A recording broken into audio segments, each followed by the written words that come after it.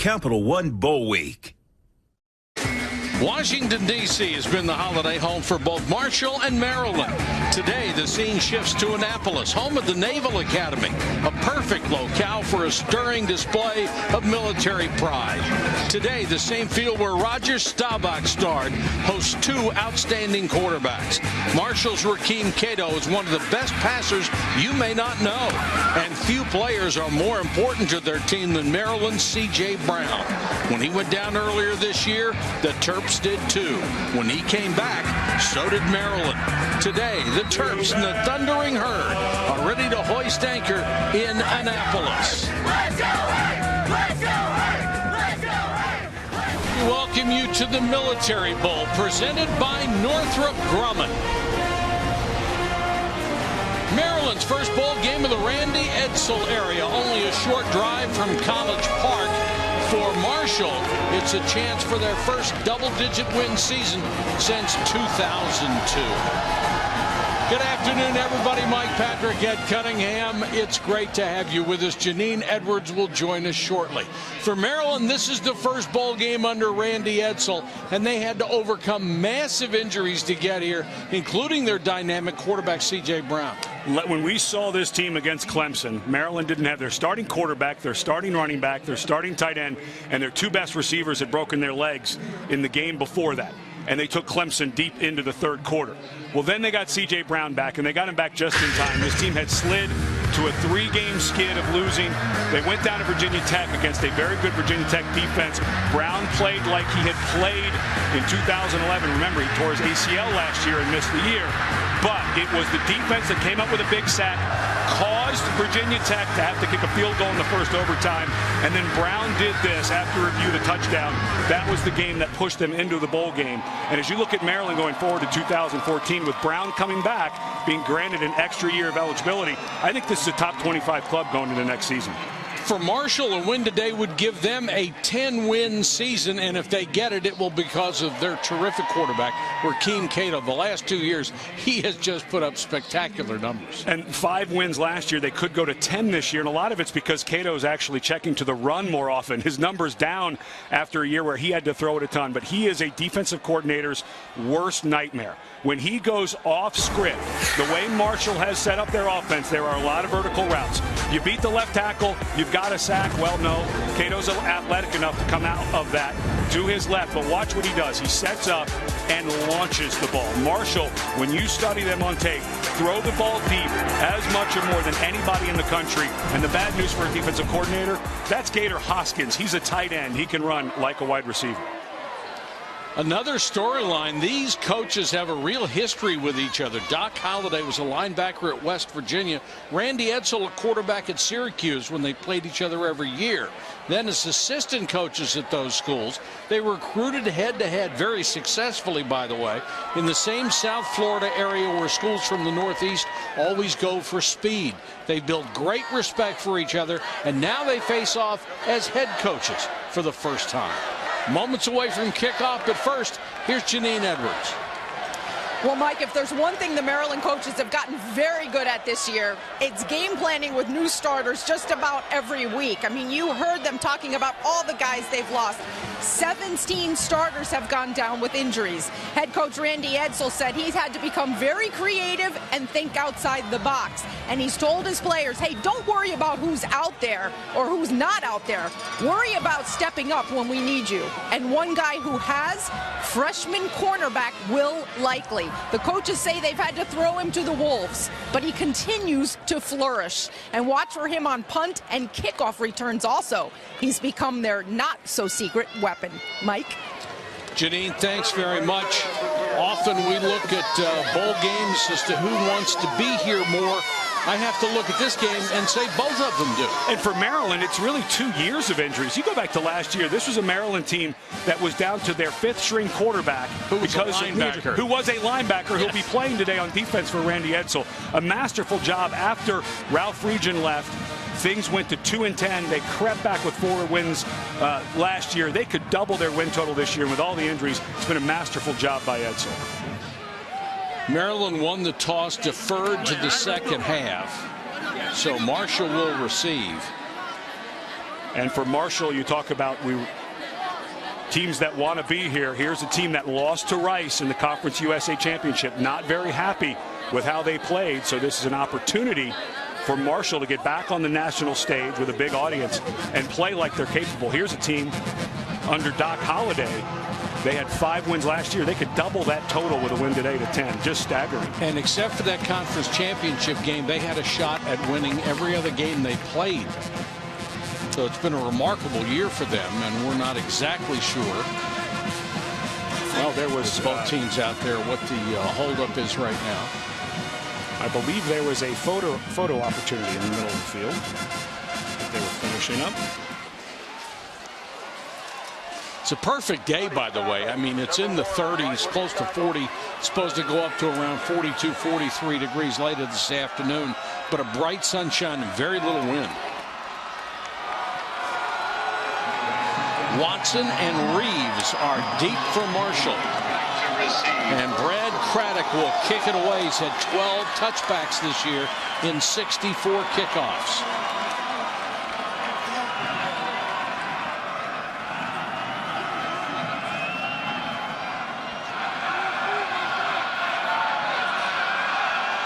And we are underway in Annapolis.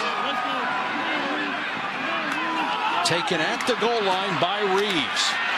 Has a hole up the middle and bursts through across the 30-yard line to the 31. William Likely made what looked like a saving tackle.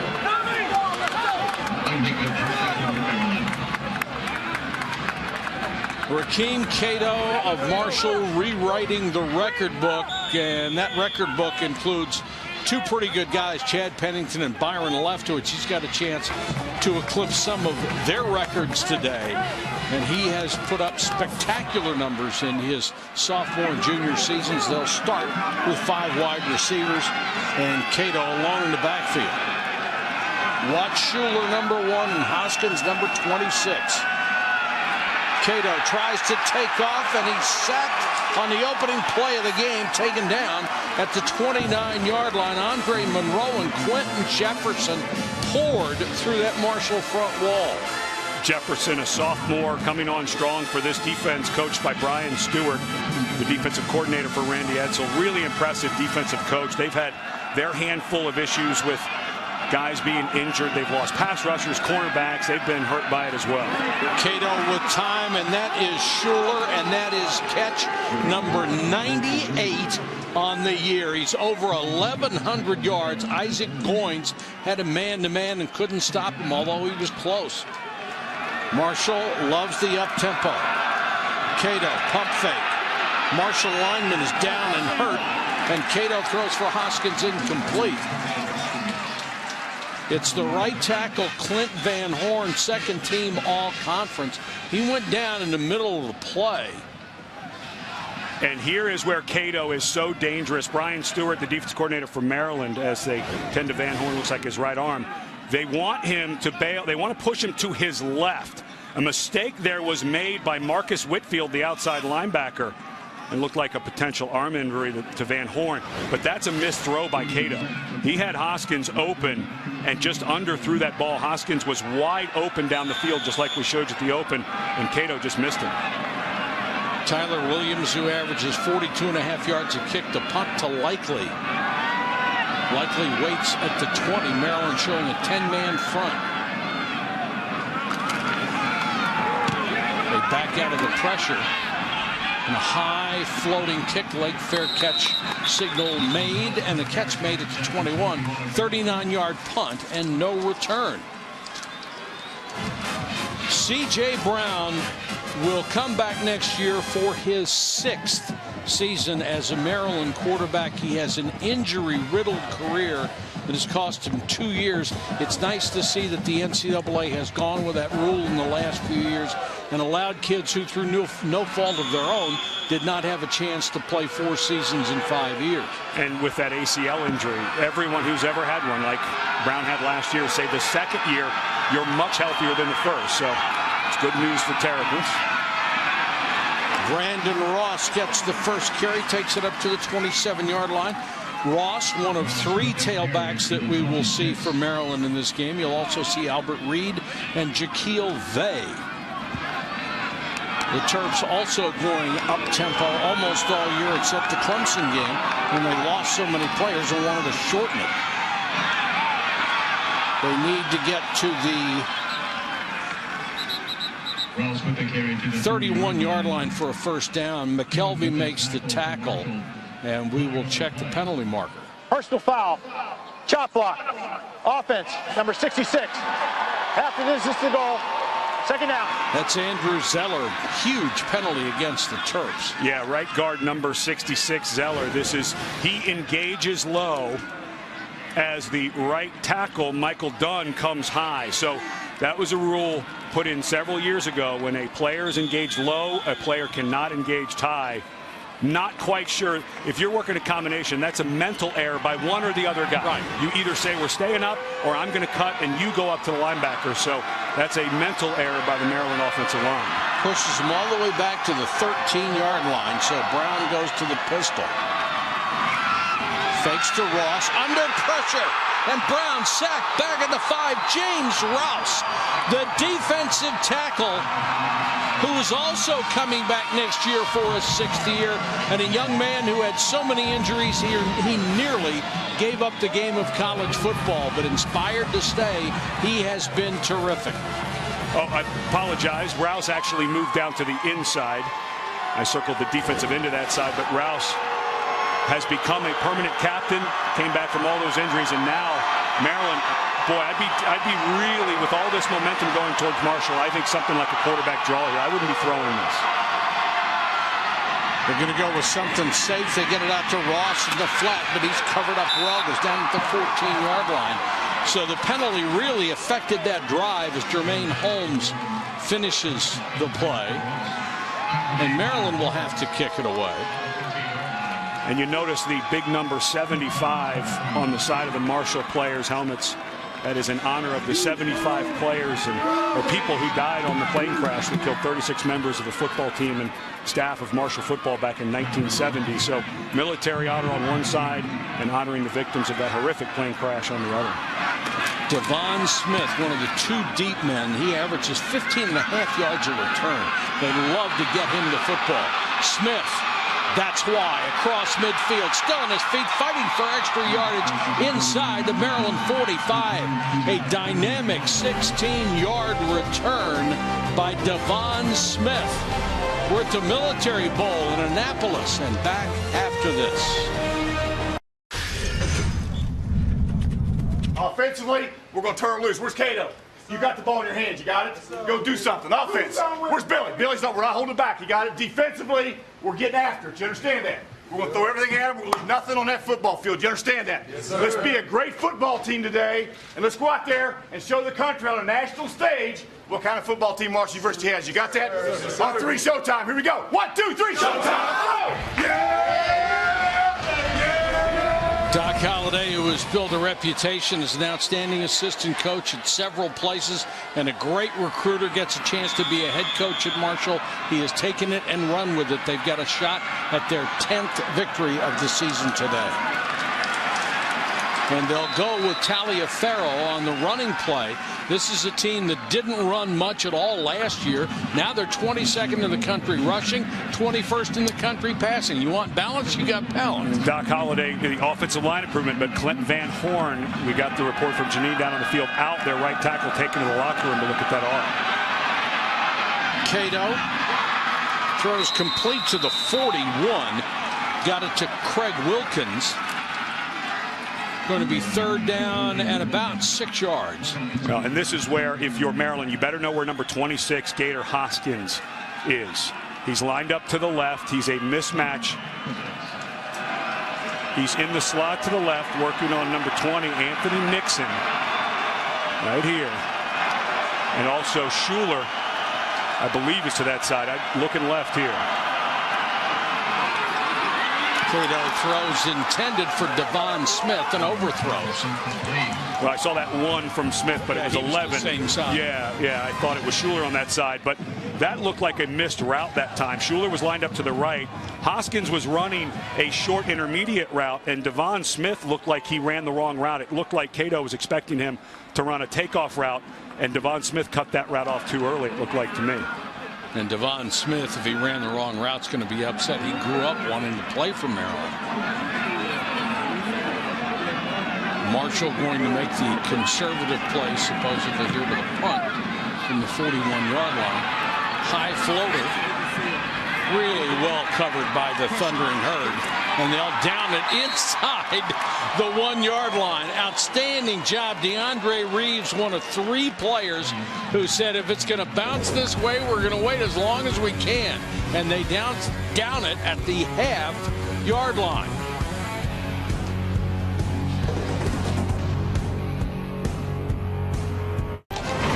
The 2013 Military Bowl is presented by Northrop Grumman.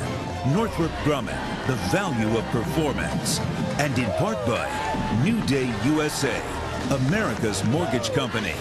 And Chrysler, imported from Detroit. Before our game, the Military Bowl hosted a parade that included the famous Budweiser Clydesdales, bands, cheerleaders, as well as several recipients of the Medal of Honor, the nation's highest military award given for personal acts of valor above and beyond the call of duty. And we salute all of you. Maryland takes over in the shadow of its own goalpost, and Brown wedges it out to near the 3. Well, let's see if that punt worked out for Doc Holliday. Decided on that 4th and 7. I think if Holliday gets it to 4th and 2 or 3, they probably go for it there. But they got the great punt down to the 1. So you mentioned the conservative choice. Let's see if it pays off here and they get the ball back with good field position. Maryland trapped themselves deep in their own territory in the opening possession with a personal foul. The Terps looking for a little operating room. Albert Reed, the tailback, in the eye. And Reed will get the carry. Nowhere to go. Fortunate to get back to the line of scrimmage as that Marshall forward wall stood strong. And number 11, James Rouse, has just been in the backfield the entire game. He doesn't make the tackle there, but lined up over the right guard, Andrew Zeller. Rouse got great push, an undersized guy playing inside. He was a defensive end. He missed over 700 days of action with injuries. Came back this year. They moved him to a new position, and he's playing really well early in this game. 3rd and long. Maryland just looking for some operating room. Little pushing and shoving after the play. And Maryland lucky not to get a safety there. This was something Mike Loxley, the offensive coordinator, told us he was concerned about, is the quick defensive line of Marshall and how they move and slant and they run some stunts. That time looked to me like Brandon Sparrow was running free. We asked Chuck Heater, the first-year defensive coordinator, why the defense was so much better under his tutelage in his first year. He says that I had a lot better players this year than they did last year.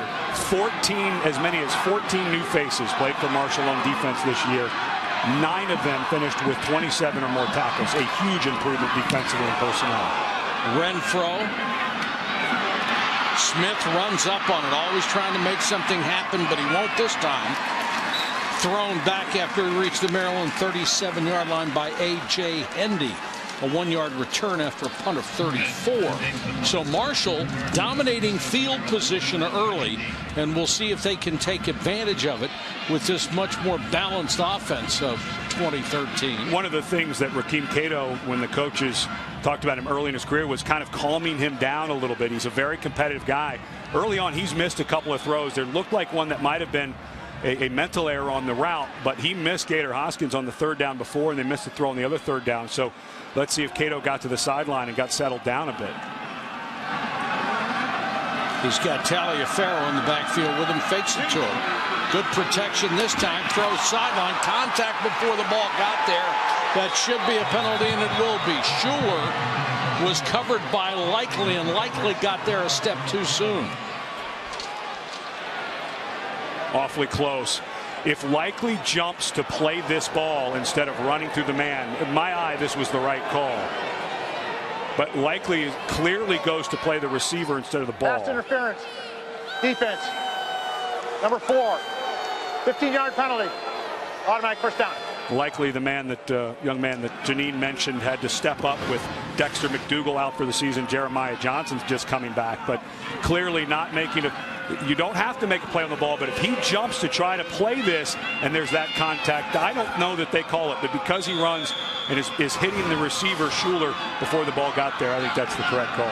Dan Romeo is the referee of our Mountain West crew for this ball game. High snap. They get it to Taliaferro inside the 20, taken down by L.A. Gorey and Quentin Jefferson. One of the things that Rakeem Cato does, and it's not every quarterback can do this, he has a choice on every single play, either a run or a pass or 2 passes in one. And Cato, they said the one thing he's done this year with the offense is he understands it. Last year he knew it, now he understands it. Makes a lot of run checks. Taliaferro dives inside the 15-yard line. Michael Selby, the left guard, Conference USA all-freshman team, was leading the way. And last year it really was all pretty much, they averaged 169 rushing, not terrible, but it was really through the arm and receiving of Schuler and Hoskins. But now, because of the understanding of Cato and counting and understanding where the run fits are better on the offense, calling a lot more runs. Straight up the middle to the goal line. Taliaferro, touchdown.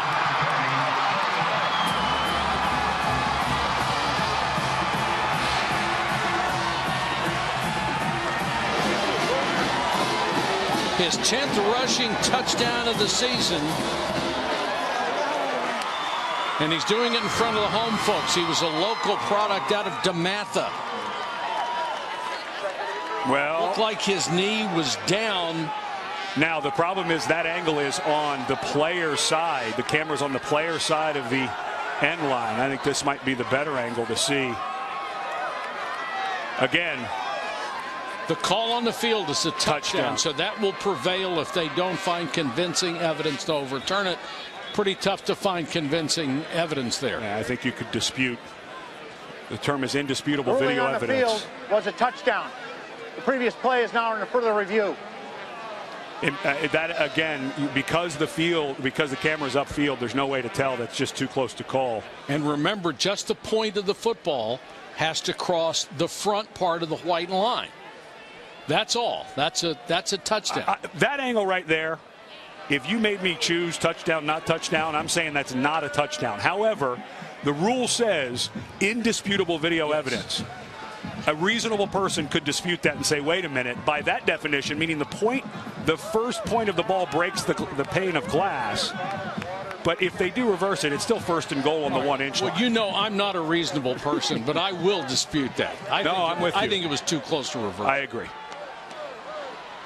But if they do reverse, remember, it's still first and goal from the inch line for Marshall. And what a nice call by Cato, the quarterback. How open was the middle of the field when he checked to that run? After further review, the runner's knee was down prior to the ball breaking the plane. The ball be placed at the half-yard line. First and goal, Marshall. I'm with you, Mike. I think you let that one stand. It was within an inch or two either way, but I just didn't see indisputable video evidence. That was a touchdown. We've had several of these calls this year where you can't complain. I mean, you can't really get upset if they go one way or the other. Yeah. And again, the point here is Marshall still gets the ball first and goal inside the 1. So get 3 or 4 plays to try to score. Will they give Taliaferro another shot at it? They will. And he didn't get there. He was stuffed by Andre Monroe. He may have lost a half a yard. Well, Andre Monroe, a 5'11", 270-pound nose guard, has been playing really well. Got another guy from Maryland he missed last year, gets under the pads. Now you know Maryland's going to move their front. They're going to do things to not let you run in the middle. Try to get Cato on the edge with a run-pass option. I'm not sure you want to try to run between the tackles again. Cato looks, throws, completes to Tommy Schuler. Touchdown, Marshall. 99 catches, 10 touchdowns for Schuler. There is another flag down, however. offside. Defense, number 41, lined up in the neutral zone. The penalty is declined. Touchdown. Schuler or Hoskins are the last two guys on the field that should be that open. Well, they had two receivers to that side. Both receivers worked together. Defensive backs crossed up, and Schuler was standing wide open. Schuler and Cato with such a great relationship. But going back to school kids, they were out throwing the football around together down in South Florida. You know, the pick play has become an art form with wide receivers. And it's 7-0. The thundering herd of Marshall with the lead. And Rakeem Cato, his 37th touchdown pass of the year. The school record's 39.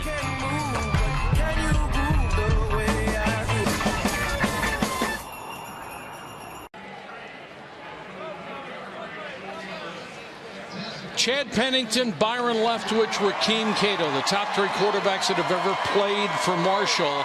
And Cato has just tied Leftwich for #2 all-time in career touchdown passes.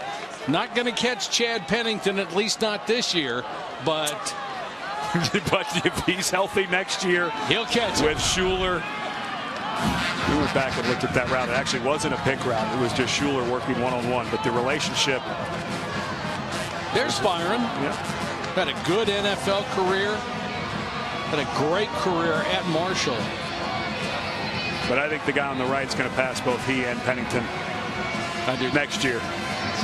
And I think Cato's a guy with some of these huge numbers. If Marshall can get into the conversation late, undefeated, he might be a guy that starts getting talked for Heisman because the numbers will be so crazy. Curry puts it out of the end zone. Maryland will have to go from the 25. Our chance to check in with Janine. Well, guys, Marshall coach Doc Holliday said that Rakeem Cato is one of the most competitive guys he has ever been around, and he's worked with quarterbacks like Phillip Rivers and Tim Tebow and Andrew Luck. He said football means more to this guy than anything. He lost his mom at the age of 12. He came from a tough environment. Football was his way out. And I can tell you from watching him on the sideline, there is no one screaming louder or jacking his players up more than Rakeem Cato. He has had a wonderful year. He's turned into a leader for this program, and that's what you need out of your quarterback. Brown's going to run the option. The pitch to Ross. And Ross forced out of bounds just shy of the 30-yard line. Ross, one of those guys who was banged up this year. We mentioned that Clemson game we did. Ross was out with a shoulder injury. Dave Steinbaugh, the tight end, was out. They lost Stephon Diggs and Deion Long. They're two best receivers by far. The week before against Wake Forest, so nice to have Ross back. Keep by Brown. Up to about the 34. Now, we're not necessarily talking about a play like that on a run, but they encourage him when it's a passing play not to sit in the pocket. If his first read isn't there, think about taking off, especially against man-to-man defenses when people have their backs turned. And it's not always to run either, just to buy time, get out of the pocket. Here on 3rd and short, I don't know how this isn't something through the hands of Brown, a zone read type of play. They're lined up in a power run, but I would think Brown on the edge is a good option here. Remember the penetration Marshall's been getting up front. Goins is the fullback. Ross will get the carry. First down and more. To the 45-yard line. Good block by the fullback Goins. This is called an ISO lead, where the fullback Goins is isolated, working one-on-one with the linebacker. And that's number 31, Evan McKelvey, who comes up. A terrific block by the fullback. But that's the one-on-one. You're trying to set that up. That's just straight power run. If my fullback can beat that free linebacker, we pick up the first down. Being a fullback's a lot of fun if you don't mind being a battering ram. Ross trying to get to the outside, slipped one tackle. Will pick up about 4 yards. Taken down by Darryl Roberts. You talk about the depth issues that Randy Edsall has had to deal with in the last 2 seasons. Unbelievable. We mentioned they went through 4 quarterbacks last year, ended up converting a redshirt freshman linebacker who played some option quarterback. And they were the talk of the coaching community. There were a lot of people we visit with saying, what's going on at Maryland? How do they even have an offense at the end of the year? And they gave Clemson all it could handle. Brown in trouble. Throws as he goes down, and completes it to Edatawa. Heck of a job by C.J. Brown on the way to the ground as Corey Tyndall had him wrapped up. He found Edatawa for 16 yards. This is big. You get these extra 15 practices. Edatawa, a guy who wasn't playing as much when Diggs and Long were healthy. A little bit dangerous there going down throwing that. But Edatawa had found a hole there in the middle. And this young freshman, Edatawa, is starting to become a big player with Diggs and Long out. The single back is Ross. Brown gives it to Jacobs on the fly sweep. And Jacobs out of bounds at the 30. When we did that Clemson game and Maryland was missing all those offensive players, they were also missing both of their starting corners and a couple of linebackers. I mean, I was wondering before the game it wasn't going to be 89-0. And here's a team that dismissed maybe their best running back before the season for breaking team rules in Wes Brown. So it's really amazing what they've done with their personnel groupings in and out. Fake to Ross. Brown hit as he throws, got it to Jacobs. Laverne Jacobs, touchdown. Boy, nice series for C.J. Brown. Saved one play as he was falling and then hung in under pressure and threw a strike to Laverne Jacobs, who has become his favorite receiver after the loss of Diggs and Long. Brown knew he was going to get hit and still transferred his weight. That ball had plenty of zip on the way to Jacobs. Nice throw. Craddock for the point after. One of the things we talked to Mike Loxley, the offensive coordinator and quarterback coach, he said C.J. Brown's a good runner. He has a good arm. He's really worked on his mechanics. He knew he was going to get popped right in the mouth by Darryl Roberts, but he still delivered a strike. C.J. Brown's starting to grow and has another year to go.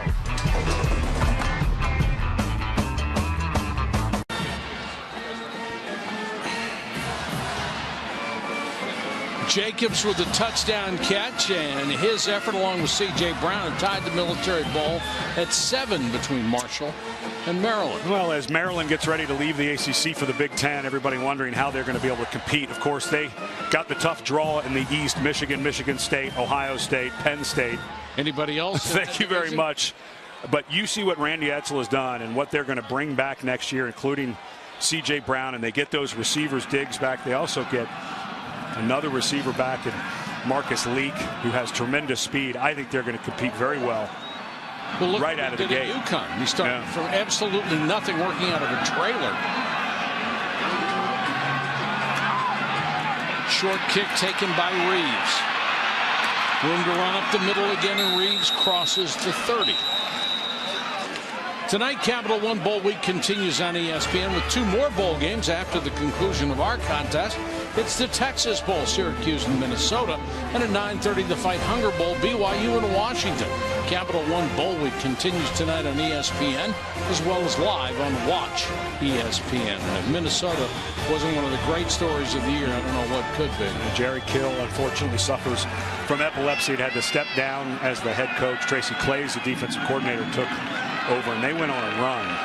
We saw them early. They looked a little shaky. Boy, did they improve as the season went on.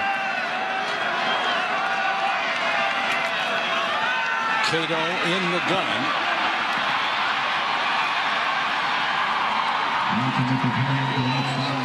And hands it off to Remy Watson, getting a chance to play the tailback spot. Only 24 carries all year for Watson, but obviously one thing he brings to the position is speed. There's Cato again. Every play he's checking read or pass. He's seeing the numbers in the run game. Sets and throws strong, complete. Wilkins makes his second grab before he's finally driven back, picks up 8 or 9 yards. Here's Janine. Well, guys, the Maryland offense have stepped up. Now it's time for the defense. And defensive coordinator Brian Stewart has not been happy with confusion that he's seeing and a lack of communication. He said, guys, you have got to echo the call. Every single player. Don't come off the field and tell me you didn't know what the call was. And he wants them to do a better job executing their pressure. Cato changing the play, and they're trying to do it, Janine, with 4 down linemen. This time they bring 5. They don't get there, and Cato with a beautiful touch pass to Frohnapple. We've seen him set and gun it. That time he just floated it perfectly into Eric Frohnapfle's hands. He is a very varied thrower. He can throw it on a line. He lofts it this time. Frohnapfle, there was all pressure. They had one-on-one, waited for a second, had Frohnapfle over the middle. That's a nice, easy throw. Plus, you know your tight end's running away from the defender. If you can lead him a bit, that could be 6. Nice throw, though, by Cato on that throw. That's the danger of the blitz. If you don't get there, it creates problems. They blitz again. The pass goes underneath to Devin Johnson, and the third-string tight end takes it to the 15-yard line, close to another first down. You know a coaching staff's doing a good job recruiting when they have a guy like Gator Hoskins, who's an NFL tight end, and Devin Johnson has come on and looks like he's just going to take the reins at tight end. And we already saw Frohnapfle. You go 3 deep at the tight end position. That's hard to defend for anybody, but Maryland, especially right now, struggling in their man-to-man. Second down and inches, and now a first down inside the 5 is Remy Watson. Barrels down deep into Maryland territory. Maryland looks like a defense confused right now, and it looks like Brian Stewart's trying to simplify, trying to go to some man coverage, but right now everything looks easy for Marshall. In their hurry up, Cato throws a slant, and a flag is going to come down on this one. Unlikely. He was covering Justin Hurt. Looked like the ball was thrown late, and that looked like pretty good coverage. Now, officials are taught that if it's what is termed a bang-bang play, meaning the defender and the ball get there at about the same time, you're not supposed to call pass interference. This is something that they actually give the defense the benefit of the doubt because you can't guess. Pass interference. Defense, number 4. Penalty occurred in the end zone. Will place the ball at the 2-yard line. First and goal. Let's check real time, top of your screen, and watch if it's a bang-bang ball player. Well, I don't know how you call that. And it's the back judge calling it, not the side judge, so he cannot see that right hand. I think that's a missed call. That is pretty darn good coverage. And again, trying to run in a first and goal situation, Remy Watson wrapped up. And likely, remember, was the guy who was called for the pass interference on the touchdown drive before. Yes. That one I agreed with. The one that we just saw, I think you have to let number 4 make that play. Second and goal. Watson has been the tailback this entire series. Whistles will stop the play. Good break for Maryland defense. Get a free Illegal 5 snap. yards. Offense, number 60. 5-yard penalty. Second out. It's a veteran center, Chris Jaspers, the former walk-on. And that's a big penalty. You go to 2nd and 8.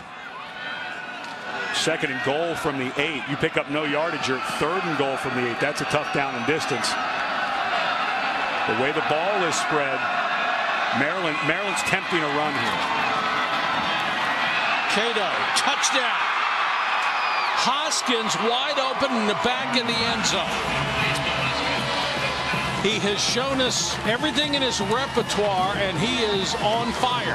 Came out a little shaky, but that right there, that was a complete read by the quarterback. Did you see those linebackers starting to come up to play the run? He puts it right over their head to Hoskins.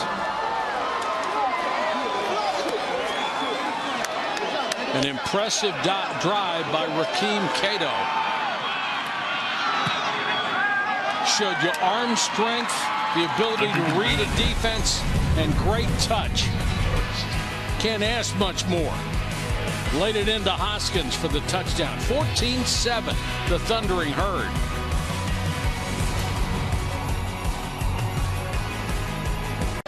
Visit WatchESPN.com or download the Watch ESPN app to watch ESPN live anytime, anywhere. Brought to you by Vizio. It's been an exciting first quarter here in the Military Bowl. Marshall has taken a 14-7 lead, and this one barely catches the corner of the end zone for another touchback. And Maryland will start at the 25-yard line. Well, C.J. Brown, who is going to get a second senior year.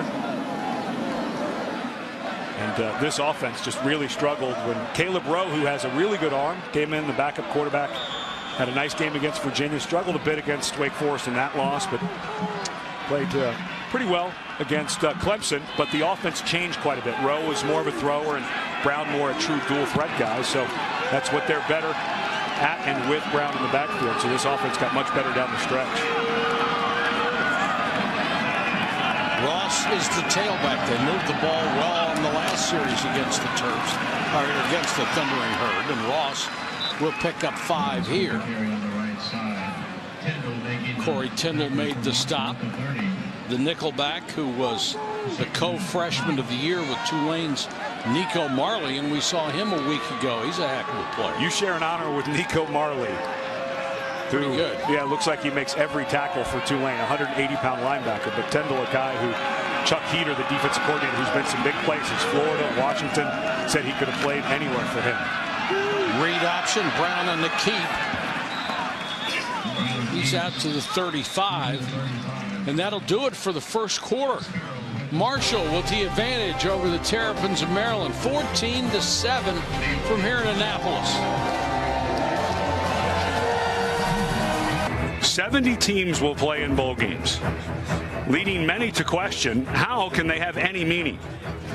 Well, do they mean something to a proud program with a dynamic quarterback hoping to make their presence known on a larger stage? Do they mean something to a coach rebuilding a local program torn down by injuries over the last 2 seasons, trying to give his seniors one last memory? Why do we have so many bowl games? Because for many reasons, and to many people, they do mean something. And they mean something to these teams, and we can guarantee you that. Maryland from its 35-yard line, down 14-7. Another read option, Brown with a keep. You can always tell whether it's a read option or a straight handoff because the ball stays in a running back's stomach for a long time, and the quarterback's still holding it. And that's one thing they've gone to more and more in this offense. C.J. Brown, he's a guy, he's not super fast, he's not super quick, he's kind of tall and lanky, but he just has that slippery ability, and he also is a terrific ball handler. So Mike Loxley, the offensive coordinator, going to more and more actual zone reads because Brown is so good at that ball handling. Brown with good protection, throws wide open. Holy cow, Adetawa was standing out there by himself, and I think he was really concerned about dropping a pass in that situation. The first thing he did was make sure he had it, and he made sure twice. Well, A.J. Leggett, the safety to that side, lets Adetawa go, but there was a deep route to the far side, and it was because of good protection. Yeah, it was almost like a fair catch. But you've got to catch it first. But a good read by C.J. Brown because the safety on the other side had been run off. Fly sweep to Jacobs, and Jacobs tripped up on an outstanding tackle by A.J. Leggett. Back on that last catch, it was like, I got it? Yeah, I got it. Okay, now I can run again. Every receiver will tell you, the hardest catch is when you're wide open, the ball's in the air for a while, and you know the defense is closing. You have time to think about it. You don't need that. I'm not sure how much defense we're going to see this afternoon the way these two quarterbacks are playing. Well, that's for sure. Read option again. Jacobs, a lot of room to run. Inside the 10. That was beautifully executed. And Jacobs, a guy who stepped up. We mentioned the last drive for Maryland with Stephon Diggs and Dion Long, their 2 best receivers, hurt, both with broken legs. Coincidentally, against Wake Forest, Diggs was a guy, we saw Jacobs in that Clemson game go for over 150 yards at a 71-yard touchdown on a really easy throw down the middle where he just outran the middle safety for Clemson. So a guy they're getting more involved in the package. Read again, Brown. Inside the 5, down to the 4-yard line. Reed got him a good block. When guys run this read option well, it's impossible to know who has the ball sometimes. I thought for all the world that ball was handed off to Ross. And a lot of times you'll go see the defensive end of that side tackle the running back. Sure. Because he can't tell. I think probably the same thing, some type of option maybe with a throw here. Ross is the deep man in this formation. uncovered slot receiver Maryland's missing. Brown looked for the pitch. There was nothing there. And then when he turned back inside, there was nothing there either. Daryl Roberts, a corner, number 7, was right up in his grill. Marshall turned back up. He got it. Marshall went and doubled the outside receiver, left the inside receiver completely uncovered. But C.J. Brown, well, the linebacker's over to that side a touch, Stephon Houston, but that extra, because Houston didn't go out and cover, he becomes the extra linebacker to that side. C.J. Brown should have gotten out of that play. Got Jacobs to the near side, Editawa to the far side. They'll send Ross in motion. 4-man rush, and the pass too high for Editawa, covered by Daryl Roberts. You know, you think field goal here, but the way Marshall's been playing offensively, I know it's 4th and 7, but I wouldn't be so sure if Maryland wouldn't try a fake or something here. It feels like Marshall may score every time they go out on the field. I know it's early in the ball game, but I want to see you get an offensive coordinator job, because I know you don't want to punt. Now you don't want field goals. You're going to score a lot of points, or you're not going to score any. Or I'm going to get fired halfway through the season. That's it. Craddock with a field goal try, chip shot, 25-yard effort is good. And the Terps cut the lead to 4. Well, that last throw there by C.J. Brown, just missed it, was going for the fade, but had to settle for 3.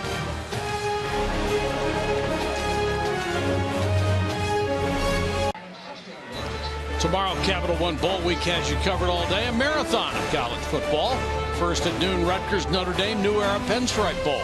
Then at 3:20, the Belk Bowl, Cincinnati, North Carolina. At 6:45, Miami of Florida battles 18th-ranked Louisville in the Russell Athletic Bowl. Then at 10:15, the Buffalo Wild Wings Bowl, Michigan, Kansas State.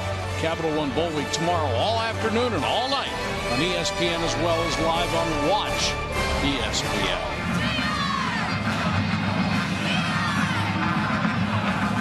If you just joined us, 14-10, Marshall over Maryland. Reeves. This time cut down at the 26-yard line. 0-1. 0-1. Oh, Mike, come here. Reeves returns the pitch to the 26-yard line.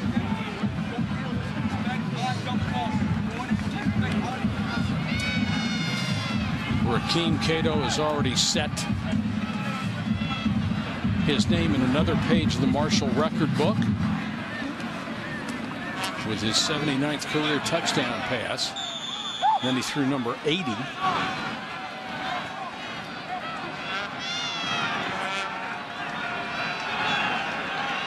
He's along the backfield. Maryland brings 5 men on the rush. Cato hangs in there, throws down the middle, intended for Hoskins. I think he wanted to hold on to that, maybe one more beat before he threw the deep post. And one thing, when you study Cato and really watch his mechanics, he's worked really hard. He will fall back some. You know, a moment ago we saw C.J. Brown and that pressure step into it. Cato, because he has played so much where he had to run around and make plays, he has a tendency sometimes to fall back, but he's been working on that. Looks to his left, throws that same post. Great catch, Devon Smith. Picked it right off of the grass. This ball with a little zip, not perfectly thrown, but you can see when he gets into it, Cato can. Goes a nice little spiral. Good catch by Smith. You get that ball up just another foot, though, and your receiver keeps running. Who knows how far he goes. Cato takes off and slides in safely at the 43. Flag down.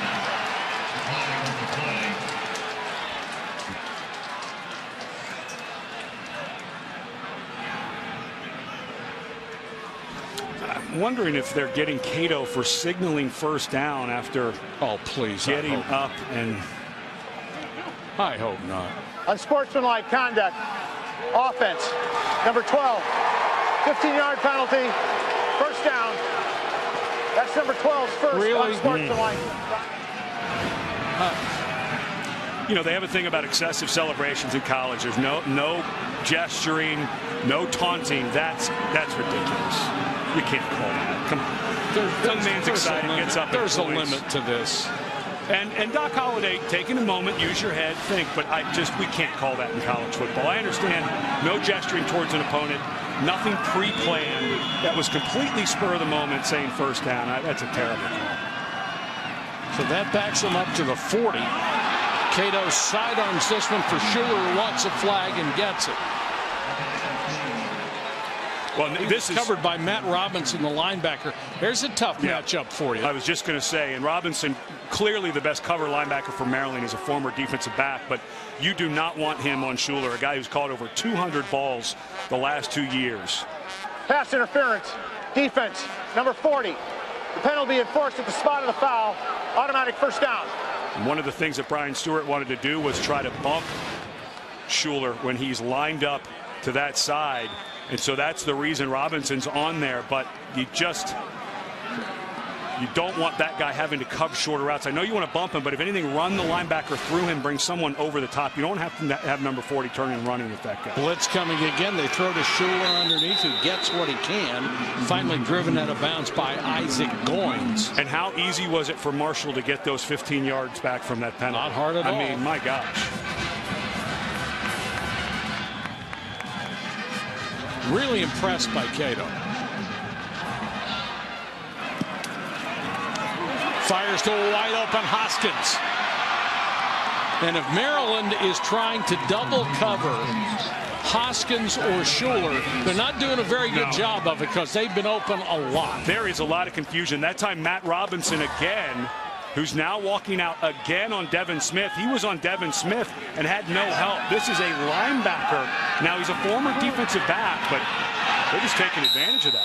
Well, they fit that throw in there somehow to Schuler. Really had to whistle that ball to make it complete. No, even though he's a former defensive back, now he's 240 pounds. Yeah. He can't keep up with a wide receiver. And that time he was over covering Devin Smith, trying to do the same thing they were doing with Schuler and bumping him early. But I don't think that plan is working. I think you want to back off, have secondary guys in there.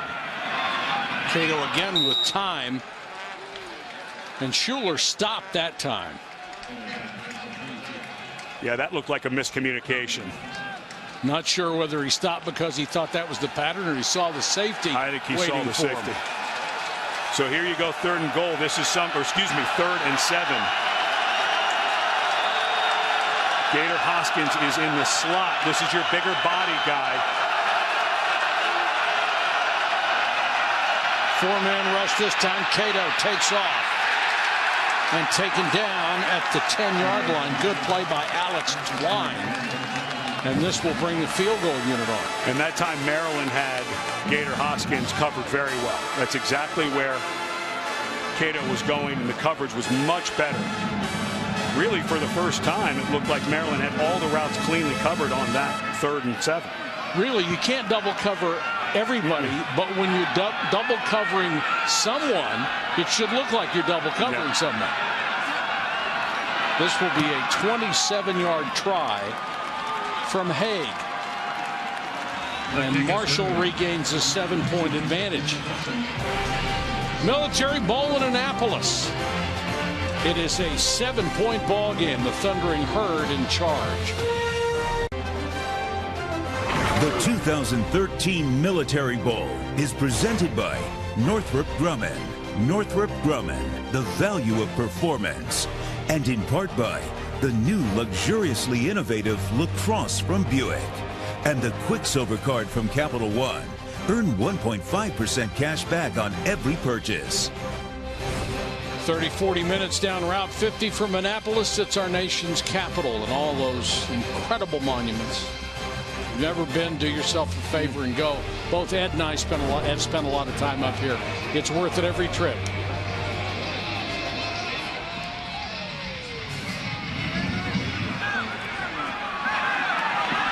Likely on the return. Big hole up the middle and caught from behind at the 25-yard line.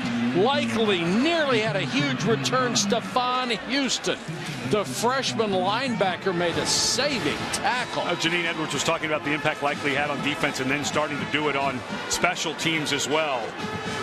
Houston, one of the guys that we talked about that Marshall has added with good speed, a true freshman linebacker. If he doesn't close that gap and make the tackle, I think that's a touchdown for Maryland. Brown will start from his own 25 with 9:21 to go first half.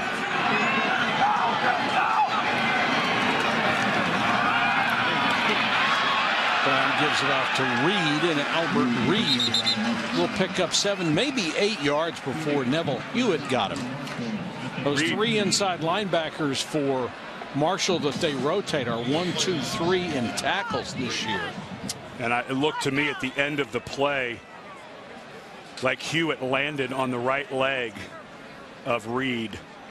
And this is an all too familiar sight for Maryland fans. Reed, the second string running back to Brandon Ross, but a really important player as far as work ethic and attitude. He's a guy when during the struggles, Reed stood up in a team meeting, said, I'll stand up, and he's just worked so hard. But unfortunately, an injury that, frankly, I'm shocked we don't see more often when a defensive player is on someone's back. It's why the horse collar tackle has been outlawed.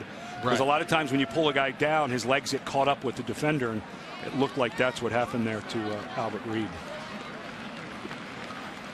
And a nice run, too. Good cut. Get yourself to second and short, and unfortunately not able to put weight on that left leg. No, he sure can't. And unfortunately for the Terrapins, been there, done that. It's next guy up. Of course, Brandon Ross is the starter. But it is just unbelievable. It's gotten so bad they even lost their long snapper, Greg Parcher. And these guys lost all significant time. Of course, C.J. Brown had the concussion against Florida State and then had a midsection injury to his ribs against Wake Forest. Couldn't finish that ball game. It's been really tough. It's going to mean extended duty for Ross, number 45. To send Jacobs in motion. Pressure coming on Brown. Airs it out for Adetawa, and he couldn't hold it. Darryl Roberts was there but never saw the ball. Got a little bit lucky, and Adetawa couldn't make the catch.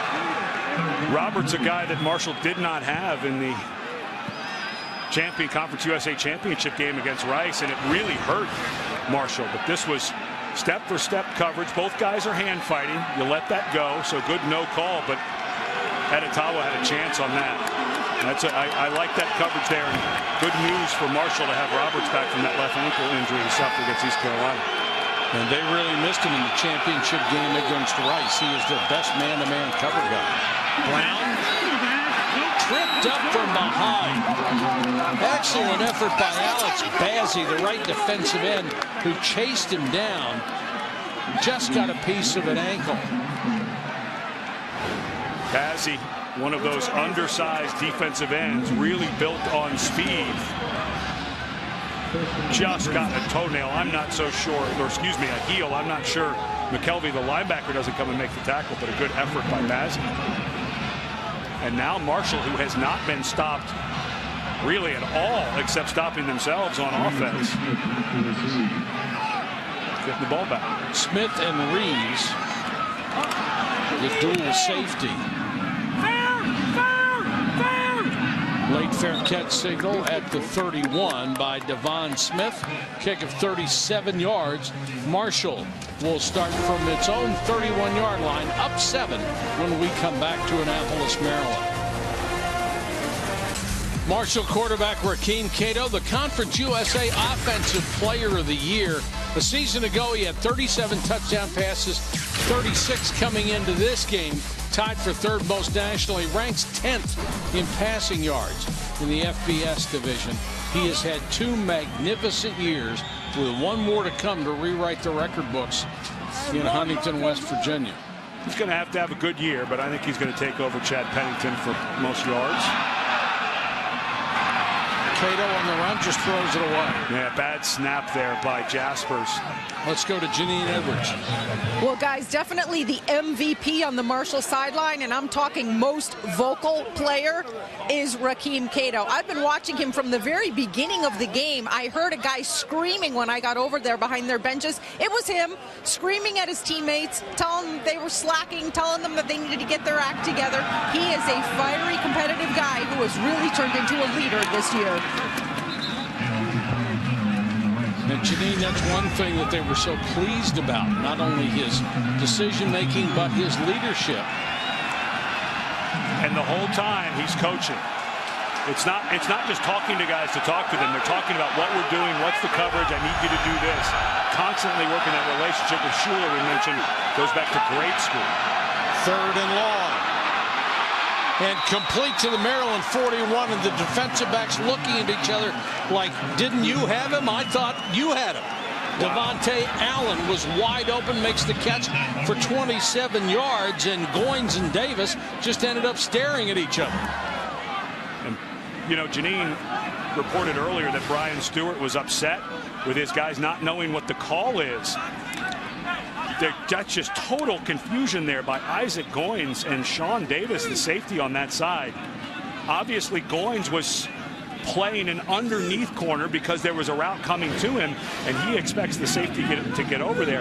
I think, if anything, it was just Davis late getting to that side of the field, but there was really nothing to hold him there. And you can see Randy Edsall, who was a defensive coach, having a talk with Davis that you have to get over from that side, and an injury, unfortunately, for Marshall's left tackle, Garrett Scott. And it's the same spot where Clint Van Horn was hurt. So now they face the possibility of losing both of their starting offensive tackles. So Gage Niemeyer. You could also. The problem is Garrett Scott listed as the backup. They were doing a 3-tackle rotation with he, Van Horn, and Gage Niemeyer. So now, with fresh tackles coming out,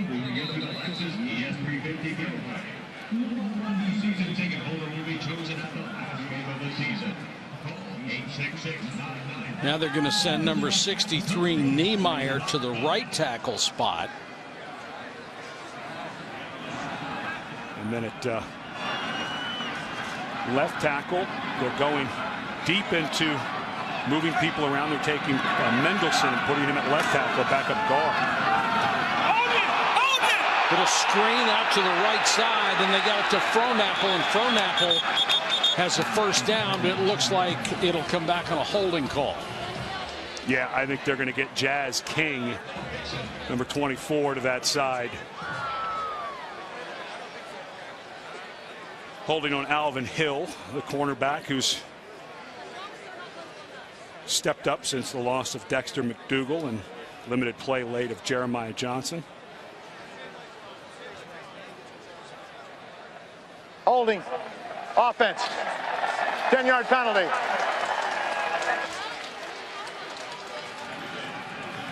You don't see too many tight ends split out by 20 yards involved in a screen.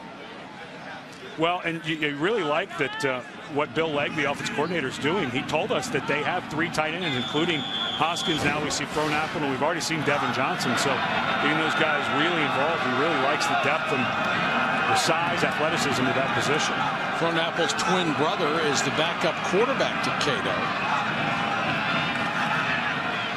4-man rush, a little bit of pressure. That ball was tipped. Hoskins couldn't get to it. Tipped away by Alex Twine.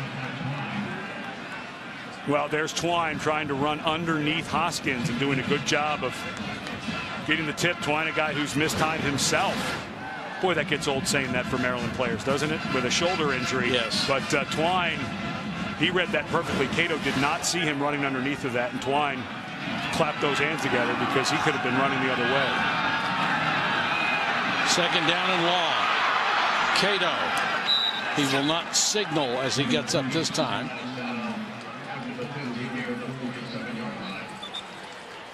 Well, this feels like one of those plays where Marshall absolutely love deep patterns. You have 3 receivers to the right, but you need, look for some type of vertical route on this side, but then someone at about 20 yards maybe stopping to get beyond the sticks. This is hard to believe, but this offense is a makeable down in distance. They put Schuler and Hoskins on the same side, so it's impossible to double cover both. Instead, this time they'll throw underneath, complete to Devon Smith. Now, you're outside of range. Justin Haig, their kicker, right, needs to get to about the 25-yard line. I think, you know, they punted last time on the 41. I think you go for it here. I think that was conservative. You did get the flop of the field, so it worked, but I think this is one where you go for it. I think inside the 40, it's almost automatic. Yeah, and then I think for Cato, as he gets the play from that side. Obviously, this is a throw down, but if I'm Maryland, I would leave someone. Cato doesn't run a lot, but when he takes off, he's quick enough to pick up this down and distance. This is the down and distance where quarterbacks draw could be a good change-up call. 4th and 6. And they looked like there was some confusion on the play or the decision as the punt team was gathered around the coaching staff, so they've called a timeout to talk about it. I think this is clearly a go for it if you're Marshall. It's a bowl game. Punting from the 37 to be about as conservative as you'd want. Capital One Bowl Week continues New Year's Day. 2 of the nation's most physical teams collide in the granddaddy of them all. Number 4 Michigan State, the Big Ten champs, led by quarterback Connor Cook, go after their first Rose Bowl win since '88. But Tyler Gaffney and number 5 Stanford are standing in the way. They're going after 2 straight Rose Bowl titles. The 100th Rose Bowl game, New Year's Day. Coverage starts at 4:30 Eastern on ESPN. It's part of Capital One Bowl Week. If you're about to defend Stanford, do you want to suspend your middle linebacker? No, Max Bullough sent home by Mark D'Antonio. And wow, a delay of game called for Marshall to back up and punt. That's too conservative. I think you go for it there on the 37-yard line, 4th and 6. I wonder if they were trying to let the clock, well, I don't know why they'd let the clock tick down before calling a timeout, but the penalty backs it up at the 43. Another high floater that takes a great bounce for Marshall. That baby was headed for the end zone. And like a lob wedge, hit about the 2, came back to the 5. A 38-yard perfect punt. Well, and Marshall actually, they didn't take the timeout, so they'll have 3 going into the end of the half. But that's the second time that Williams has downed this. Well, this one's right on the 5. The other one was inside the 5, but awfully conservative. I know you're up 7-0, but the way your offense has been playing, you feel like 4th and 6, you go to pick it up. And if not, Maryland still has good ways to go with the ball. C.J. Brown under center. Ross the tailback. Little short toss. And Ross just back to the line of scrimmage. Remember the last time they were in this situation when they were backed up at the 1-yard line? A couple of plays they were nearly forced into a safety because Marshall was getting tremendous penetration. 2nd down, 10. And now for Maryland. Game that looked like it was going to go back and forth all of a sudden. Clock ticking at the end of the half, but they're backed up, and you feel like they're... C.J. Brown, because he can run, though, I think gives you that option when you're backed up. If you get him on the edge, because he can always take off, pick up 6 or 7 yards. Could give it to Ross. Ross gets the first down out to the 18-yard line. And operating room for the Terps with 4:26 to go in the half. Nice run, good acceleration when he found the soft spot. Watch Ross as he takes it, that sideways handoff. You're reading it the whole way, right there. Excellent cut back underneath, good acceleration. When you watch him on film, he's a good slasher. When he sees it, he takes that nice elongated step to gain some distance between he and the nearest defender. And Ross is going to have to be the workhorse because Reed is hurt. Brown on the keeper, up to the 30.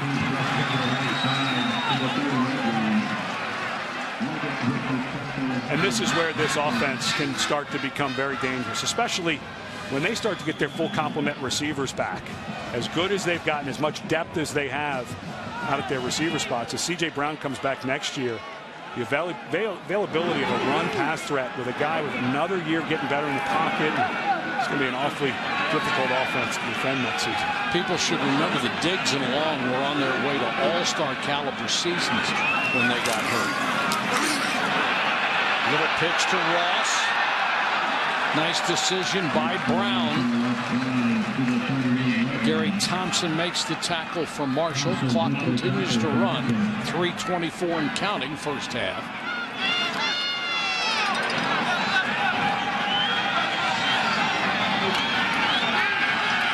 Brown in trouble. Flushed. Directing traffic. Stops. Throws it up for grabs, and it's caught at the 30. Laverne Jacobs Quan Lang got turned around, had trouble finding the ball, and Jacobs found it. Well, as C.J. Brown breaks out of the pocket, Jacobs goes back.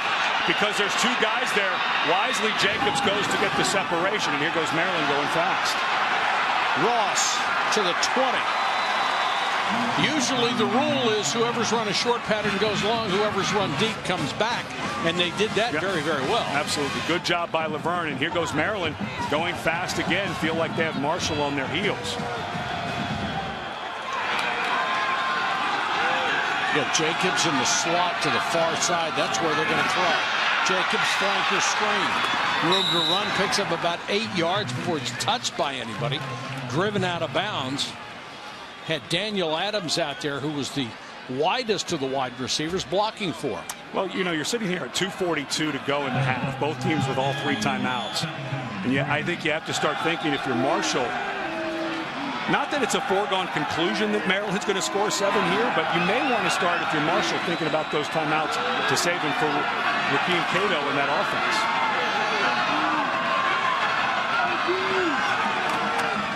Ross driven back as he reached the line of scrimmage. He was drilled by Corey Tyndall. And if I'm Maryland, we've seen them. We saw them against Clemson. Huddle, take their time. I'm not so sure I'd be in a huge rush here. If I were Maryland, with 3 timeouts, take your time. Maybe force Marshall to use their timeouts. I know you want to keep the momentum and keep the lather, and there is a rhythm to this offense, but I'd be really happy letting this melt down, which it looks like they are. First priority is to get that first down. Brown on the keeper, and he can't get it. He'll lose 4. What a great play by Alex Bazick. And Brown needed to pitch that ball. Well, I think that Brown got nervous because Bazick gets in there so quickly. He goes right inside, and he's on Brown. I'm not sure why Brown, looked like Brown had that ball cradled. It looked like he should have been able to get it out and flip there. I'm not so sure he handled the ball cleanly, but that's the second time that we've seen Bazzi. And we've seen at least 5 times where Maryland's offensive line has really struggled with the quick front of Marshall. That's exactly what we heard from Mike Loxley, the offensive coordinator for Randy Edsall, that they were concerned about. If you're a quarterback, you have to think somebody might be on me instantly. I've got to be able to make that decision. But he looked surprised that Bazzi had that much penetration. And we'll check in with Janine. Well, guys, you're in good hands when your personal kicking coach is the Baltimore Ravens legend, Matt Stover. The 4 things that Brad Craddock has learned from Stover: visualize, keep your hips back, your chest open, and keep your head steady. Let's watch. Well, those tips have worked. He's 20 of 24. He's already hit a 25-yarder in this one. And this one's from 33 and good. So somewhere Matt Stover is smiling, as are Terrapin fans. Marshall 17, Maryland. Technique is what counts for kickers.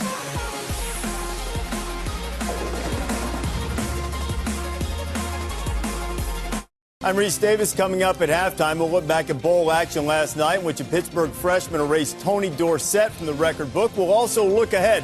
The Texas Bowl, Minnesota's powerful running game, and what Syracuse can do about it. And Duck Dynasty's been canceled. It's not what you think. The change on the Oregon coaching staff. Mark and Lou are here. We'll see you at halftime, guys. All right, Reese, thanks very much. Yeah, I'll be interested in Duck Dynasty.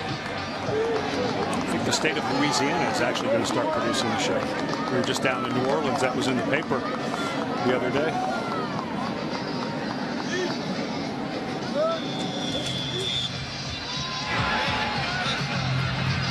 DeAndre Reeves and Devon Smith are deep for Brad Craddock's kick.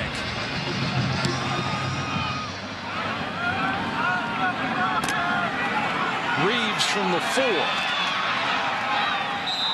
and stopped at the 22-yard line. Marshall will have 1 minute and 15 seconds to go in the half. This should fit right in their wheelhouse, as much as they like to throw the ball downfield. And a good timeout use by Marshall after that 3rd down stop by Bazzi. They used one of their 3 timeouts. 1:15. Remember, in college football, not only does the clock stop for incomplete and out of bounds, but also beyond the first down marker. They stop until those markers are moved, so that also slows down the clock. So a minute 15 with 2 timeouts, plenty of time for Marshall. The thing is, don't let a 30 or 40-second play happen where it takes forever for everyone to get back. If you're in that situation, use one of those timeouts. Taliaferro is the setback, but they will throw. And the catch made by Schuler. And because Schuler and Cato go all the way back to grade school when they used to go to each other's houses, play on youth league teams together. They played together 2 different high schools, won the Florida State 6A championship. Almost broke up when Schuler agreed to come here, but Cato finally agreed that he would follow. And on the run, gets as much as he can out at the 35-yard line. And this is one of the things that, because Cato is so competitive, because he works so, you talked about Schuler, these guys go out in front of their dorm room and play catch sometimes. That's how close they are. But sometimes he'll try to fit a ball. That time he had Schuler standing over the middle, but he decided to run out of bounds, and I think that was a wise decision. One of the things they're working with Cato's, don't try to make every throw. Good decision there. 52 seconds left in the half. Taliaferro breaks it up the middle of the 49. That'll stop the clock at the 46-second mark. Anthony Nixon made the stop after 14 yards. And what a terrific call. With 2 timeouts, you can have a couple of runs, and now because of the first down, you only lose about 3 seconds there between plays. Bill Legg has really done a nice job with this offense. Here's where you got to think about a timeout if you're Marshall. Watch how long this takes.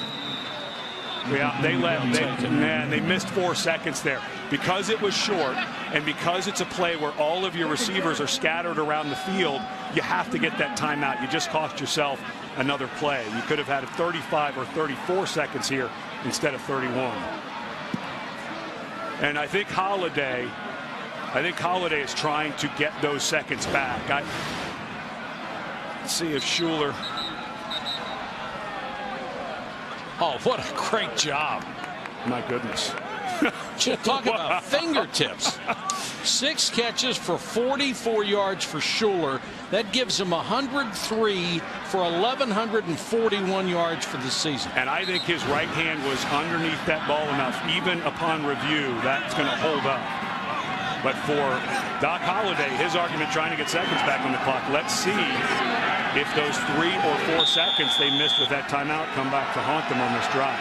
See that last catch, you can understand why he's caught over 100 balls 2 years in a row. Cato flush, still looking to throw, and he got it to Schuler again, out of bounds at the 33. That's the difference between a quarterback who runs looking to pass and a quarterback who just runs. And this is a guy who clearly is looking to throw, and he's going to Schuler, his best pal, lifetime best pal. It really does look like they have a good feeling for each other. But you cannot, Schuler now lined up in the slot on the top. Need about 7 or 8 for a first down. This pass, post underthrown, intended for Hoskins, thrown into triple coverage, and Robinson, the linebacker who was trailing the play, got a hand on it. He was the closest to it. That was an ill-advised throw. That was no way that was going to be complete. But remember, Cato loved that matchup on the last drive with the linebacker walked out there, Matt Robinson. That was what Brian Stewart wanted, was to be a little more physical with these little receivers. That time Robinson did a nice job. This time 3 wide receivers left to the wide side. Maryland has 3 defenders over there. Blitz coming. They'll throw back to the near side. And Craig Wilkins was knocked out of bounds. Good defensive play by Isaac Goins. Goins just absolutely dominated the entire play. Talked about jam coverage. He jammed his receiver over the sidelines. The receiver quit running, but Cato's got to see that jam and come off of that read. Now with 14 seconds and 3rd and 10, you have to have something beyond the sticks, and if you don't, you better be ready with that timeout. Still not quite in that field goal range. Goins again, and again, Goins was out of bounds. I have no idea why you would call the exact same route, the exact same play, unless you're trying to get a pass interference call on Goins. But that time, he took Wilkins, jammed him in the chest completely legally, and drove him out of bounds. The play before, you threw it to air because of Goins on the bottom of your screen. That's just completely legal good defense. 2 times in a row. Not sure why you call the second play to the same spot that didn't work before. 4th and 10 outside of field goal range, and they're out to go for it. It's got to be something. You have Schuler and Hoskins up here to the top. And I think this is somewhere that you got to look at those guys. And they've got to use their last timeout because the play clock was at 1. So now this is going to change what you can call. If you throw the ball downfield, the clock will stop for a first down if you get that, but only until a ball is spotted. So it's going to be iffy. Right. So the thing you have to be worried about now is you have to back up and think between 4 and 8 seconds it takes to run an offensive play. So the problem here is if you get inside of 3 seconds, will you be able to get your field goal unit on to kick the ball, because they had to use that timeout? That was a mismanagement of clock there. If you knew you were going for it on 4th and 10, you're clearly outside of field goal range. You've just got to have that play ready. And now if you get the first down, I would think Marshall needs to go up and spike it to ensure that they'll be able to bring their field goal unit on. But they may have to go really fast unless they get something near the sidelines and they get out of bounds. 9 seconds on the clock. And there still seems to be a little confusion between the receivers and Cato.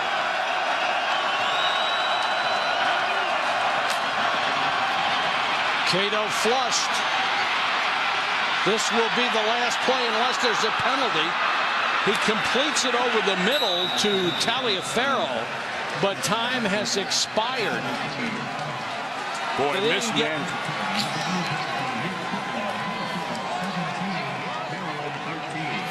Just a complete mismanagement at the end on that 4th and 10. Marshall just losing that last time out and coming away with no points. All the world looked like Marshall was going to drive down and at least get a field goal try. Let's go to Janine Edwards. Coach, I've seen a lot of discussions and coaching going on with your defense in this first half. How are they being challenged the most so far? Well, we're making some mistakes, and we're just not playing our fundamentals and our technique exactly the way we need to. We just got to get everybody just to do their job, and if we do that, we're okay. When we do that, we're fine. It's just a matter of, guys just taking care of their own business. And on offense, you had told us that the zone reads and the quarterback run would be important in this game. How effective have you guys been so far? It's been effective. We got a couple things, same thing. We got a couple pitches that we got to slow down a little bit on and pause a little bit more. But, again, what we're doing is we're shooting ourselves in the foot a little bit offensively where we're not finishing. We got to be able to finish the drives for touchdowns. Thanks for the time, Randy. Thank you. At the half, our score, Marshall 17, Maryland 13. Now we send you to Reese Davis for our halftime show. This is Capital One Bowl Week.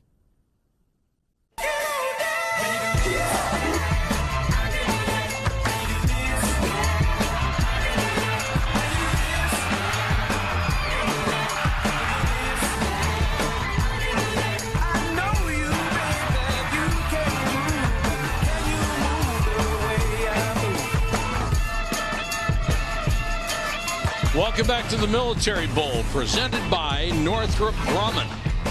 It is 17-13, Marshall over Maryland at the half. I don't know about you, Ed, but I sort of get the feeling that if Maryland's offense doesn't score a lot more points, they're in trouble because they can't seem to stop Marshall. Unbelievable. Marshall only has 17 points. It feels like they should have 24 or 31. Of course, remember early on, Cato missed a couple of early throws, but for me, it's back on C.J. Brown. This is where Maryland's season has sat all year. During that 3-game skid, he was mostly hurt. He comes back against Virginia Tech and plays well. The read option, and then I think they have to get some read option pass off of that. Editamba, they also need to get Jacobs down the field. I think there's some guys that they can stretch the field with, but I think it's all through C.J. Brown on this drive, because if they don't get a score here, they're only down 3, but I get the feeling Marshall's not going to slow down on offense. Maryland won the toss and deferred to the second half, so they'll get the ball first.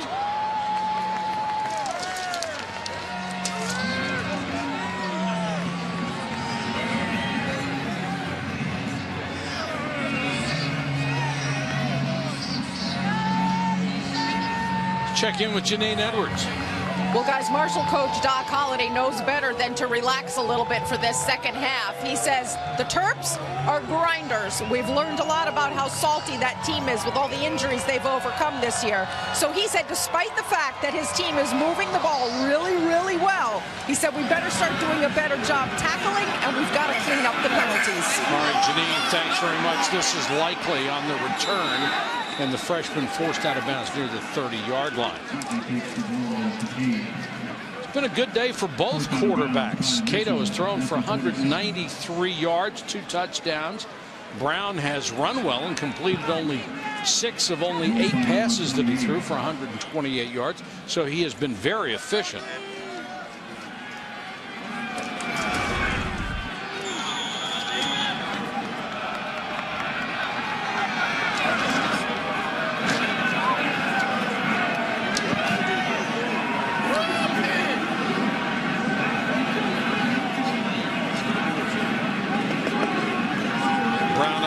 Reed to Ross. Turns the corner, 35. Stiff arms his way for about 4 yards. These modern offenses with how much misdirection, ball handling, throwing, it's so much fun to watch and so hard to defend. That play had about 3 different directions built into it, and before you knew Ross had the ball, he already had the edge. It's fun unless you're a defensive coordinator. Play action fake to Ross this time, and Brown takes off. C.J. Brown across the 40. Brown is one of those guys who is sneaky. He doesn't look like he's running that fast. He doesn't look like there's nothing demonstrative to the moves he makes in the open field to make people miss. Yet he makes people miss, and he picks up great yardage every time he takes off. He's a very smooth runner, long strides, but he gets to the angle. The angle breaks down on defenses, I think, quicker than they think when you watch him on tape. And he has the top 2 rushing totals for any quarterback that ever played. Laverne Jacobs, what a catch.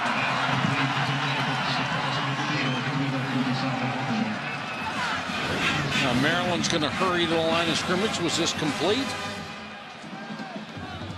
Oh, yeah. The point of the ball hit the ground. And the ball can hit the ground on a catch, but what they're looking for, I'd be really surprised if they don't stop this. Yeah. But what they're looking for is, did the ground help make the catch? And I think, in fact, it did there. So I think this will be. Ruling on the field was a completed catch. The previous play is now under further review. And I think you'll see the ball move significantly against his body after the point hit the ground. Yeah, that's the point. Watch, effort, yeah, watch the ball. The frame after it hits the ground, it's on the ground. Now watch the next frame as we move through the video. Watch the ball. Well, that didn't move as much as I thought, and Jacobs actually did a pretty good job of getting, you could see the white gloves underneath of it. Let's see if we get a better look at it here. You know, those left fingers, we go back. I'm with you. I'm starting to change my mind, too. It's the left fingers of that ball, and it's this frame here. That frame right there, the ball doesn't move much. It was called a catch. I think this is another 50-50 no matter which way they go. It's tough to argue with it. I think part of the ball does touch the ground. I think that Jacobs has his left fingers under the ball. And again, it's supposed to be indisputable video evidence. In my opinion, after 3 watches, I think this is a catch. And we bring in Verl Sorgen, who's a Mountain West Conference observer. And Verl, what do you see here, and what do you think they're looking for? Well, they're looking, just as you guys have both said, they're looking for what I call independent ball movement, aside from the holding by the receiver.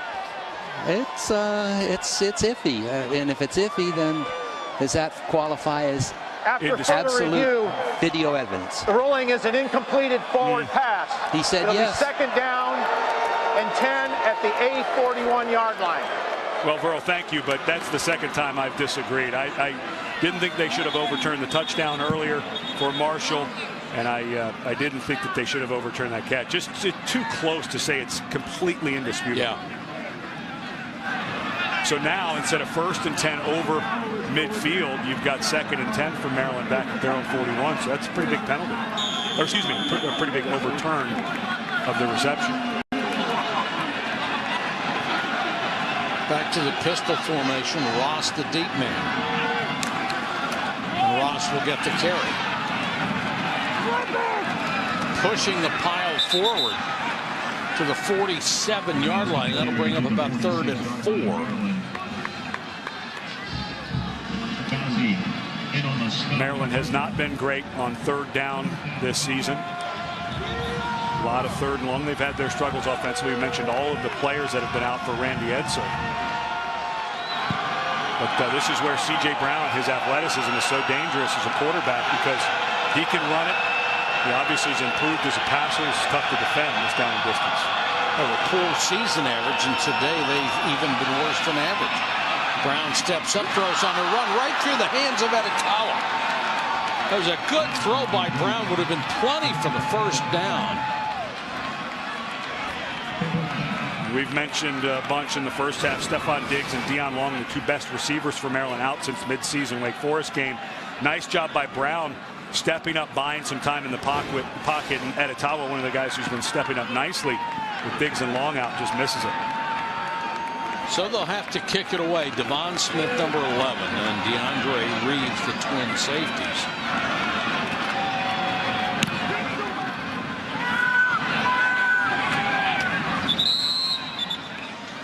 And they'll start inside their 15-yard line.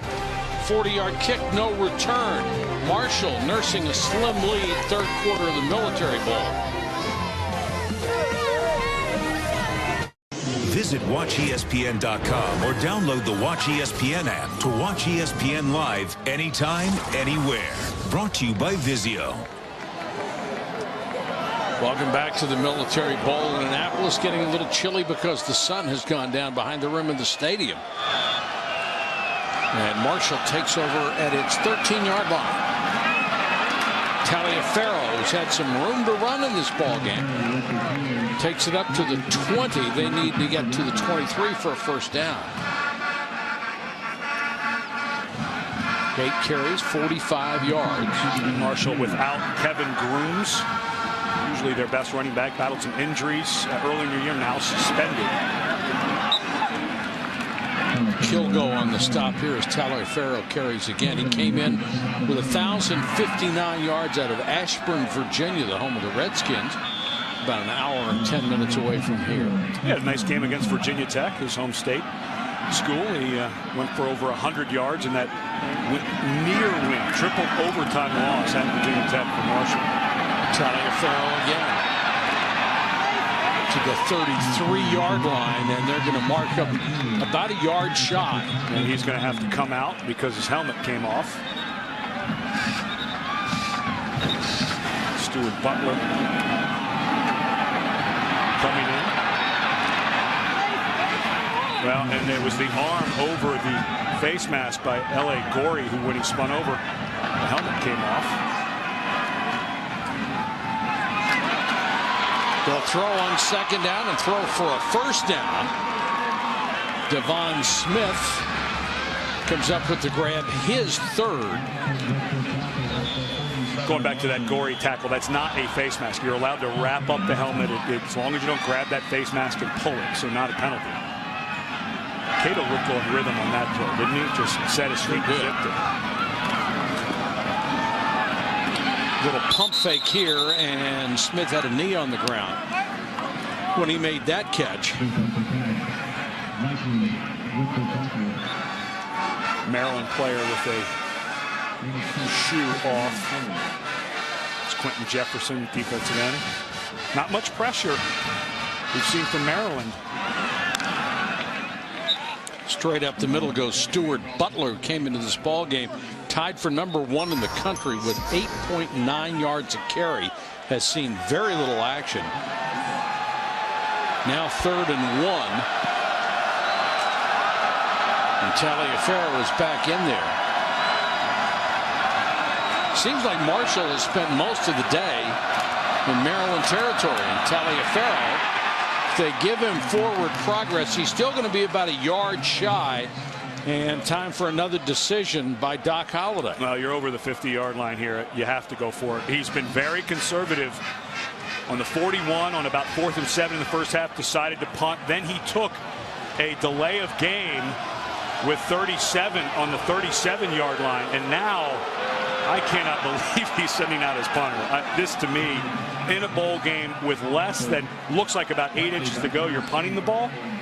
With Cato at quarterback, Taliaferro's been able to run, get 3-4 yards a pop. This is awfully conservative.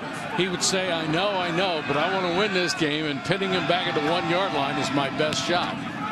And they pinned him deep twice. This will be the 3rd time if they can stop it. But it'll be a touchback. And Williams did his job again. He thought he had 3 in a row. 44-yard kick, but the net's only 24. Maryland will start from its own 20-yard line.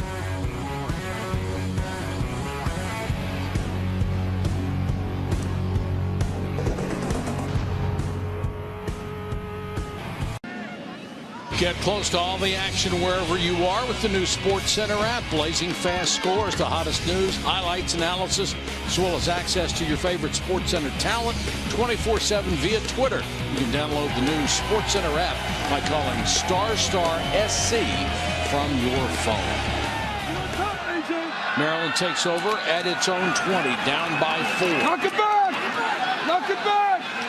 And they'll get a couple up the middle. Well, during that break, Rakeem Cato, we've been talking about how competitive he is. And I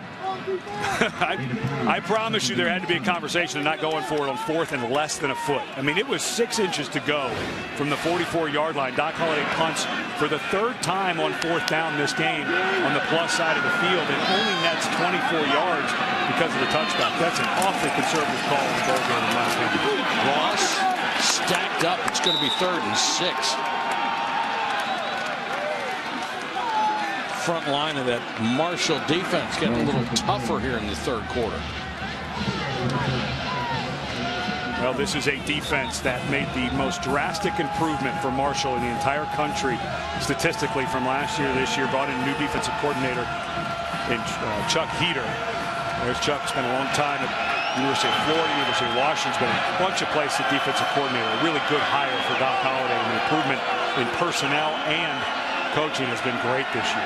When you lower your defensive scoring areas by almost 20 points a game, it's a good thing. Brown tackled by Rouse. James Rouse with penetration again.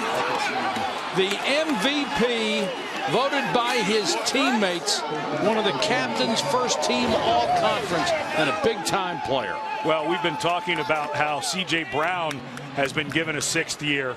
So has this young man, and he announced at the team banquet that he would be coming back, and he just absolutely ran by Sal Conaboy, the center, just straight one-on-one blocking, and Rouse, the senior, coming back for another senior year for Marshall next year. They'll be glad to have him. Renfro with the punt, and that's going to be a flag as they ran into Smith. Sean Davis bumped him.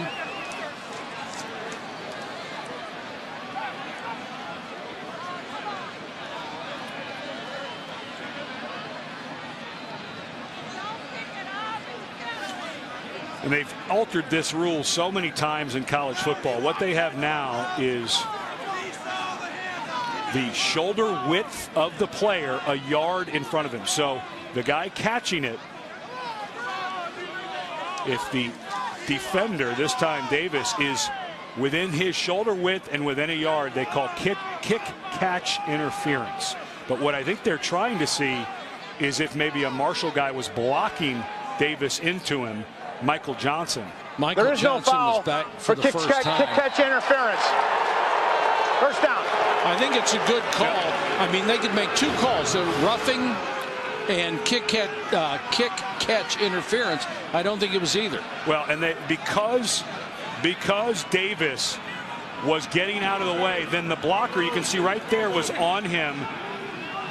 They don't call the foul. I think this is the right foul. It's only a 5-yard penalty. However, I think that was the right call because of the block by Johnson. Davis, who was trying to pull up was more than likely pushed into the guy catching. Good call off of that flag. Marshall has owned the battle of field position in this game, and so far it's only given them a 4-point advantage. Now they take over from their own 45. Cato trying to escape, throws sideline, looked like it was out of bounds, and it was.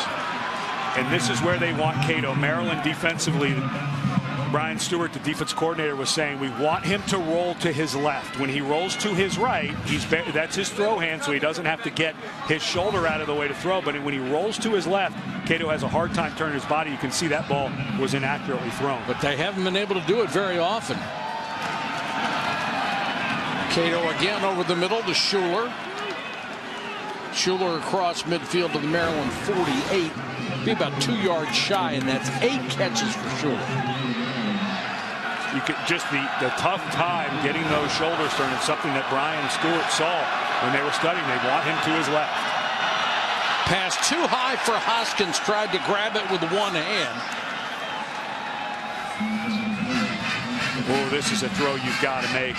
And here we go again over the 50. And Doc Holliday's, well, we know what he's going to do here. We know he's going to punt it. He's been punting it every time they're over the 50. And this is another 4th and short. The question is, would Doc Holliday become a gambler? Well, the Doc Holliday from Tombstone was. This one has not been so far. He has taken no cards at all. And they will try to kill it deep. And do at the 1.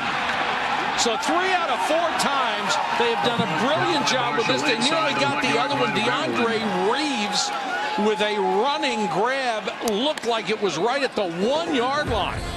What a play by Reeves. Great awareness of where he was on the field. And Maryland will start inside its own 1 again.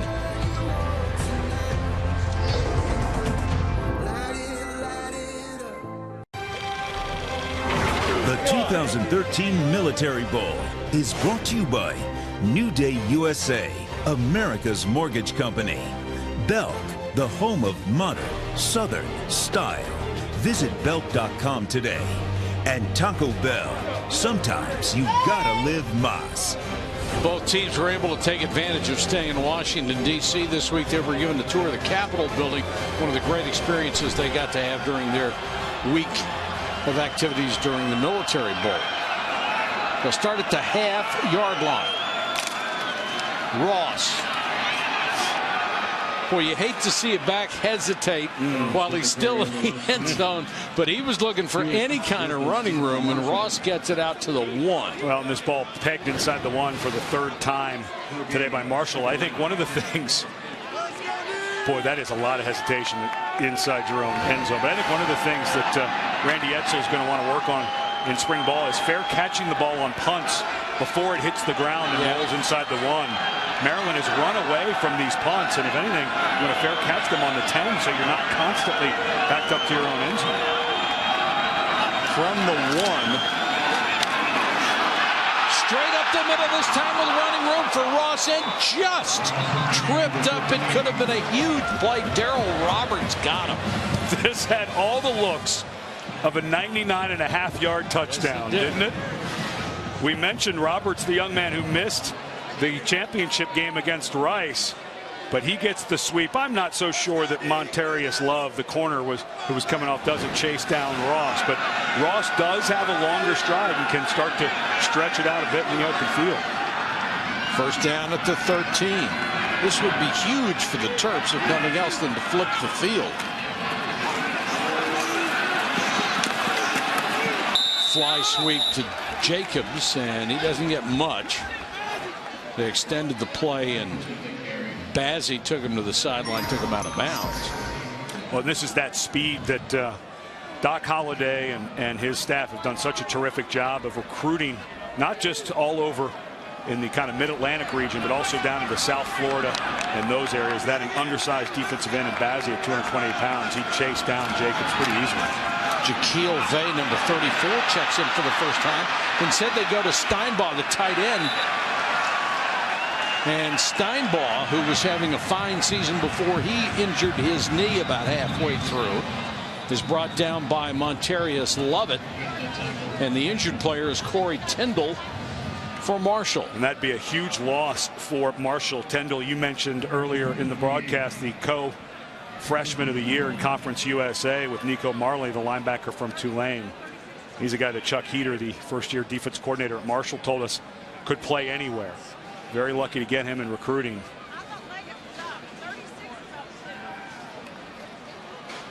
But it's one of those, you know, the guys that come in to clean these up at the end. You can see number 10, Tyndall, is actually chasing the slot receiver, but watch as he comes in at the end of the play here. And we hear, you know, the NFL is pushing the term heads up. This is not a penalty for targeting, but see how he drops his head right before contact. Got to be careful with that, but there he's pointing to his shoulder. Let's hope it is that and not his head. First down, Terps at their own 28.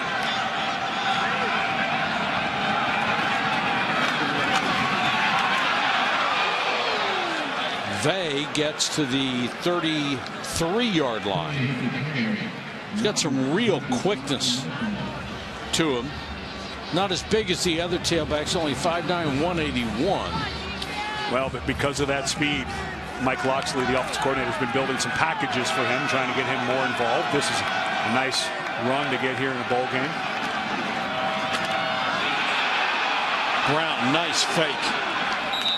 He crosses the 35 to the 36-yard line where Taekwon Lang makes the tackle. Well, James Rouse was going to play the running back. Watch Rouse come in, make that tackle, and Brown, because he's owning it, reading, able to pull it out and get to a 3rd and short. And this is another place where you could expect some type of read option with the quarterback, because it's 2 yards to gain the yardage necessary first. This could be a rundown. So they'll bring Ross back in. Vay, not the greatest pass protector and not the greatest short yardage runner. So they have the option with Ross, and they'll give him the ball. Ross gets to the outside. First down and more. Midfield, chased out of bounds at the 45.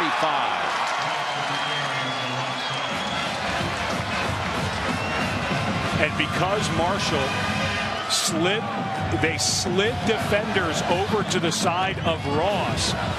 Look at the defenders. The linebackers are both set to the right of the formation of the offense. So where do they come back? They come back to the left side because the numbers were down. Good read by the quarterback. Nice game for Ross. 16 carries, 110 yards. Brown after the fake to Vay. Straight up the middle. And he's to the Marshall 35. And right now it looks like they found something. Corey Tyndall, who's back in the ballgame, made the stop. It's kind of unbelievable Maryland could take the lead with this drive. It feels like Marshall should be up by about 14. But because Marshall cannot stick it in, and they've really struggled inside the 30, here comes Maryland. Vay caught in the backfield, taken down for a yard loss. Bazzi again from his defensive end spot. The young man out of Silver Spring, Maryland. There are a lot of players that go to Marshall from this area. And so for Bazzi, a senior, just playing his position, that's exactly how you play. When you're unblocked as a defensive lineman, stop. Something's coming your way. Something's going on. Do not run. That was a nice job by Bazzi there. Good read. There's another zone read area. Long option, or maybe Brown up the middle. Rouse back in the ball game at left tackle. Ross runs right at him. Rouse hit him low and then got some help from 2 or 3 guys, and it's going to be 3rd and very short, or 4th and very short.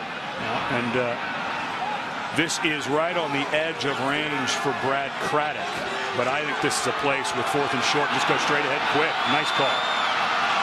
Quarterback keeper, first down. You gotta like that play. You set up for you don't have to worry about the handoff. You go on a quick count. And for Marshall, who's used to defending a hurry-up offense in practice because of their own, they weren't ready at all. 4th and short, you have to be ready for the quarterback sneak right away, and Maryland caught Marshall completely off guard. They got into position. Marshall got into position, but just before the snap. Well, it didn't look like a great spot for them. It looked like he was at least half a body length past that yellow line. Still looks like he has it, but they will bring the sticks into measure.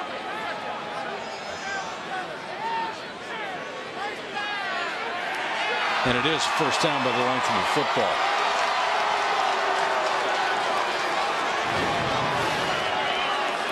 Look at the defensive linemen just getting their hands on the ground. Well, I guess that was a pretty good spot. Looks like he got it right to that yellow marker. Of course, our marker is not official, but did look like he got to it. Brown back to the pistol, fakes to Ross, goes out in the flat to Jacobs on the screen, and Jacobs wrestled out of bounds. Steinbaugh gave him a good block on the outside, and he picks up 6-7 yards. Jacobs, it's starting to become obvious, is the guy that they want with the ball quickly. They're using him on jet sweeps now when he comes on motion, trying to set him up with more wide receiver screens. He had 27 catches in the last 5 games coming into this one.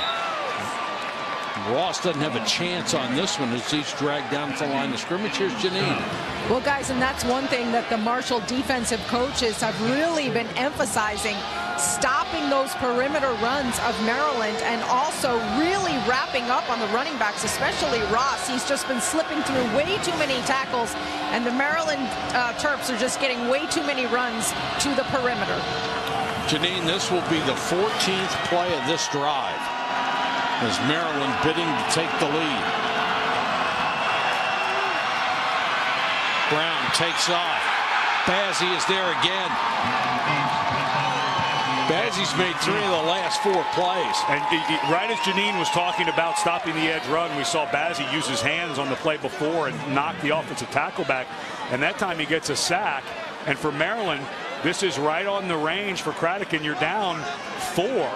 So I think this has to be 4th. They're going for it on 4th down. I think this is the right decision. 4th and 6. You got 3 receivers to the right. Don't be surprised if Brown moves out of the pocket here to his right. Jacobs is the receiver in the slot. And they look for Jacobs underneath. He's inside the 20 for first down.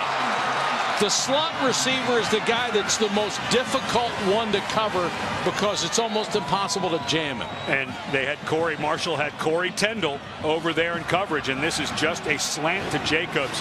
A wonderful throw by Brown on time, and Jacobs got Tendall to turn just slightly. Nice throw, good route, great execution on 4th down by Maryland.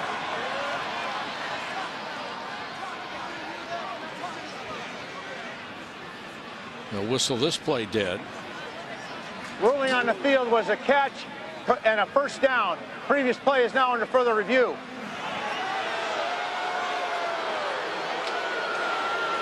Looked like he was down before the ball came loose. Wasn't even an issue at the time. No, he didn't catch it completely cleanly. Still trying to put the ball away there. I see why they're reviewing it. The ball came out, but Tendall, as he spins over, looks to me like right here he gains control of the ball, and there the hip is down. Yeah, so he's down. I didn't catch that ball coming out that soon after he was down, so good that they're reviewing this. And because he didn't catch it cleanly, but it was that spin over where he had the ball before his hip hit, where I believe they'll uphold the call, which was completed catch for the first down.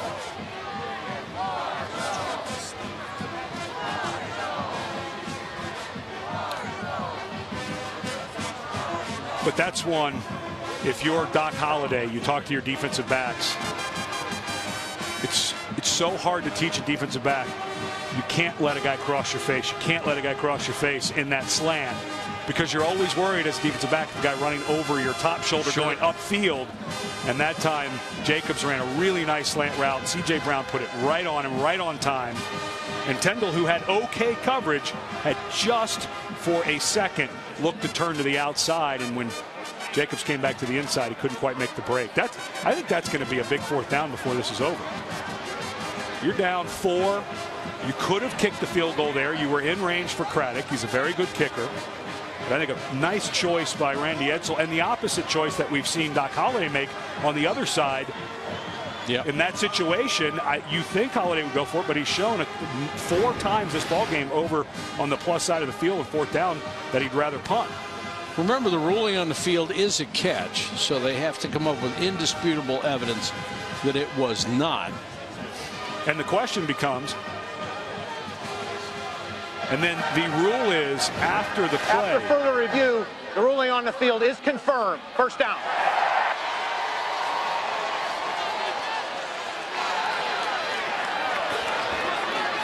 Looked like he lost the ball trying to extend it with his left arm. But the hip was already down, so I think that was the right confirmation. So far, this has been better than a 7-minute drive. This will be the 16th play. C.J. Brown on the slant, down to the 2-yard line. Perfect throw to Nigel King. A corner blitz came by Marshall. C.J. Brown saw it, knew that side was one-on-one, and King, young man with good size at 6'3", 210 pounds, does a wonderful job putting his body between the defender, but that was a really good read by C.J. Brown. And a nice throw. And he's got Maryland on the doorstep at the end of the 3rd quarter. Terps trail 17-13 here at the Military Bowl. Welcome back to the Military Bowl, presented by Northrop Grumman. We're at beautiful Navy Marine Corps Memorial Stadium in Annapolis, Maryland, built to honor the war dead from the Navy and Marine Corps, and a great setting for the Military Bowl.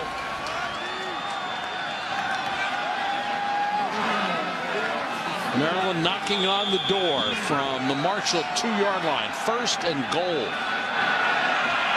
Marshall running a player on late. Ross after the play fake by Brown, the receiver wide open, and it's Steinbach for the touchdown. That's such a great play on the goal line because the defense has to sell out to stop the run. And Marshall was short a defensive lineman. Looked like Steve Dillon was coming in late, didn't know he was supposed to be on there, and then everybody's a little confused, and Steinbach sneaks out from his right tight end positions wide open. A 99.5-yard drive for Maryland. Very impressive. 17 plays, almost 8 minutes off the clock. And the point after gives the Terps a 3-point lead over the Thundering Herd. Let's take a look at today's aerial play, brought to you by Northrop Grumman. Well, to start, just a huge 4th down play for Maryland. Laverne Jacobs does a good job on the slant route on 4th and 6 to pick it up. And then, because Jacobs has become such a guy in the screen game, there's a blitz coming, and watch the corner coming to get Laverne Jacobs on the screen. C.J. Brown sees that.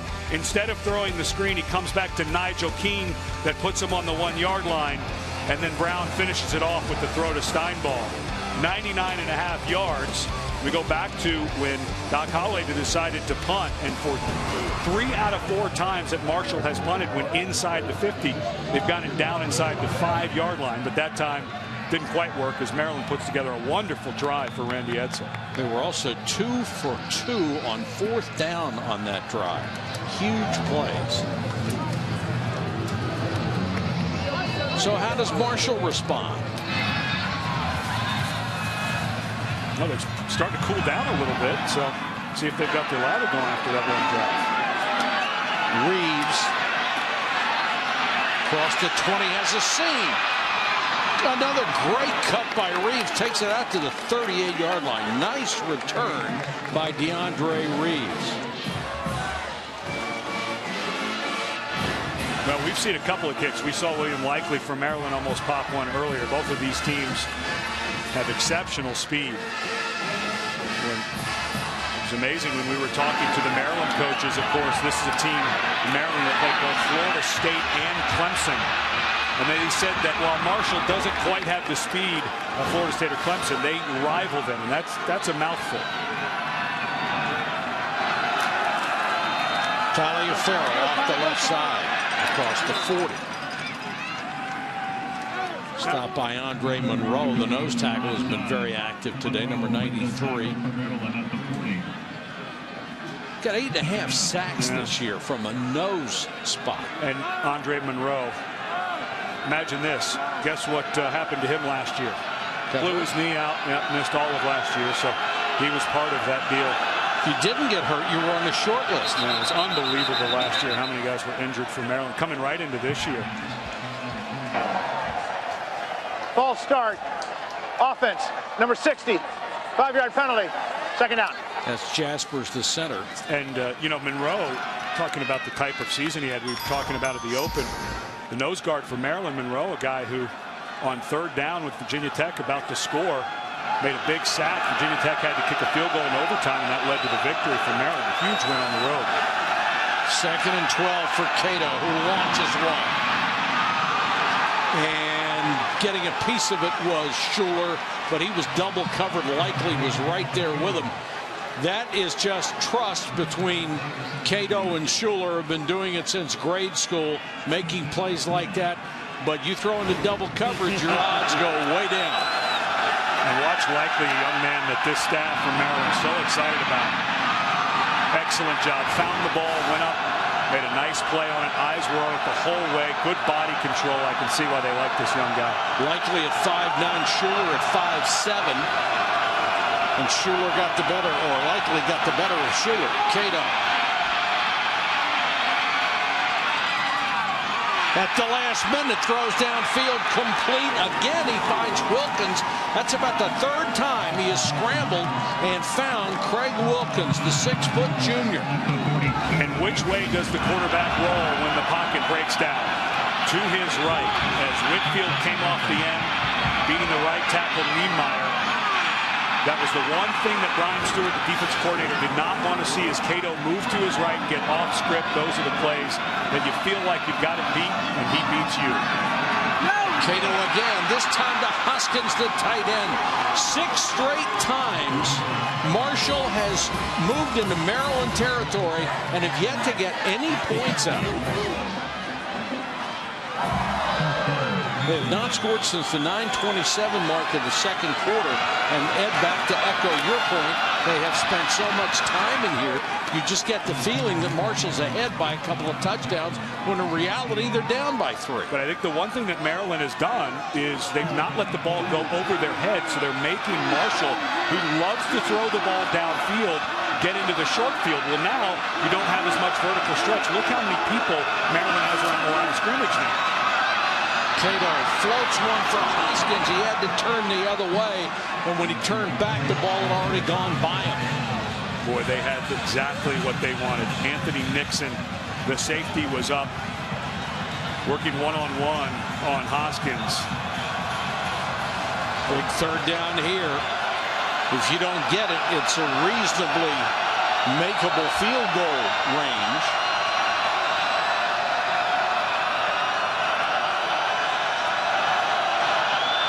The green line is where we think the outside range would be, so they're well within that already.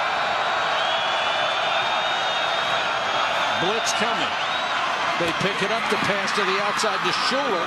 Schuler had the 1st down, appeared to go back on his own. It'll be interesting to see how much forward progress they give him. Boy, they gave him a lot. They gave him a great spot. Because I'm with you, Mike. Watch after Schuler makes the catch. Likely giving a little bit of cushion there. Right here, he comes backwards. It's right on the line. I think ultimately it would have been a 1st down, but you got about a half-yard better spot. But again, Maryland is just, they want Marshall to earn it. As it gets more crowded, their passing game gets more difficult. Cato again. This time he gets it to Devon Smith.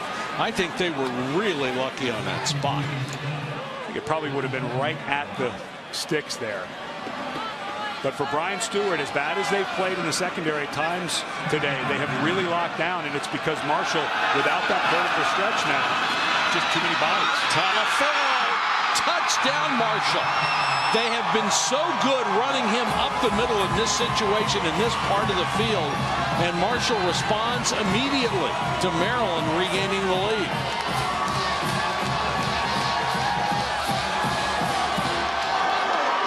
Here's certainly focused on that drive. Maryland had the body there, just a missed tackle. I believe that was Alex Twine who came through at the line of scrimmage, and instead of making the tackle and pushing it to 4th down, Marshall gets the score. 9 plays, 63 yards. It took only 2 minutes and 51 seconds for the Thundering Herd to regain the lead here at the Military Bowl. They're up 24-20. The touchdown run that has the Thundering Herd on top 24-20 as they go for their 10th victory. 2013 campaign. Well, milestone that would be. C.J. Brown has other ideas for the Terps. Likely waits at the goal line. And he'll take it from there.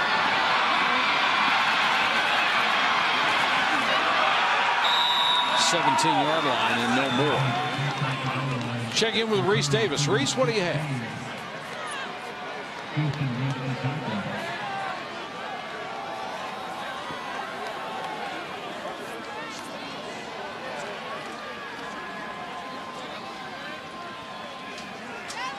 All right, Reese. Looked like they had a trick play set up on the kickoff and decided against it. Looked like they were setting up the throwback, but that was unfortunately no one blocked for Likely, so he didn't have a chance to set up a throwback.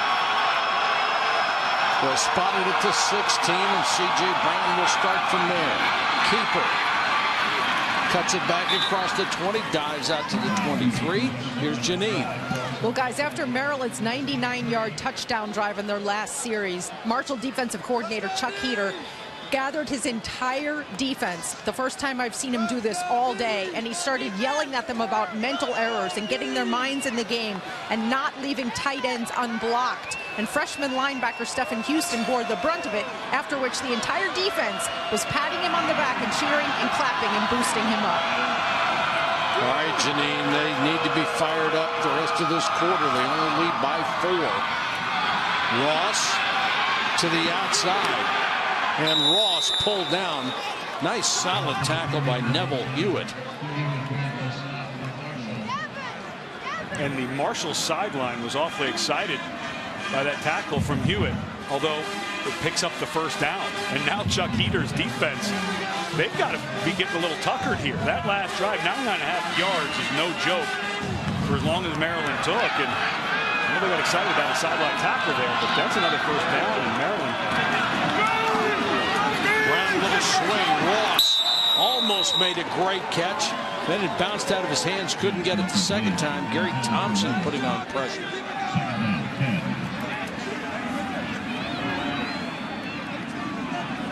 Time of possession. Maryland has controlled it in the second half after winning by about 4 minutes in the first.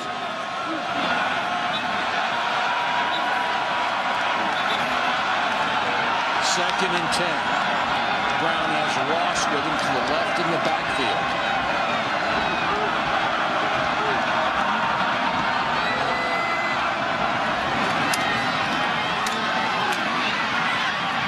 Looking for King underneath and found him. King broke a tackle, then lost a shoe and crossed the 30 to about the 31. Darryl Roberts has made some really good plays for Marshall, was in on the stop. Nigel King, not a guy you'd want to have to come off on this third down. A guy who's coming on with some size. And here you're at that 3rd and 6. Remember the last time they ran Laverne Jacobs, they ran a slant on that 4th and 6. Jacobs now to the bottom of your screen.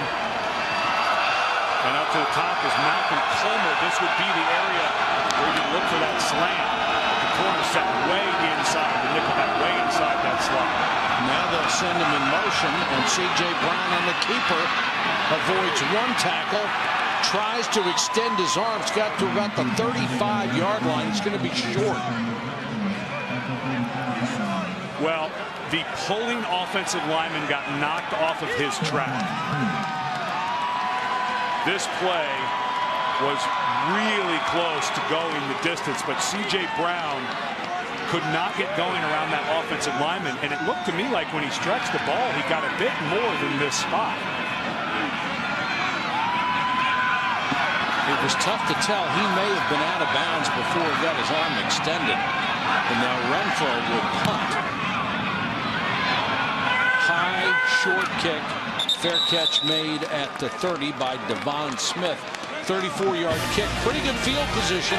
Marshall starts with 9:42 left in the game and a 4-point lead.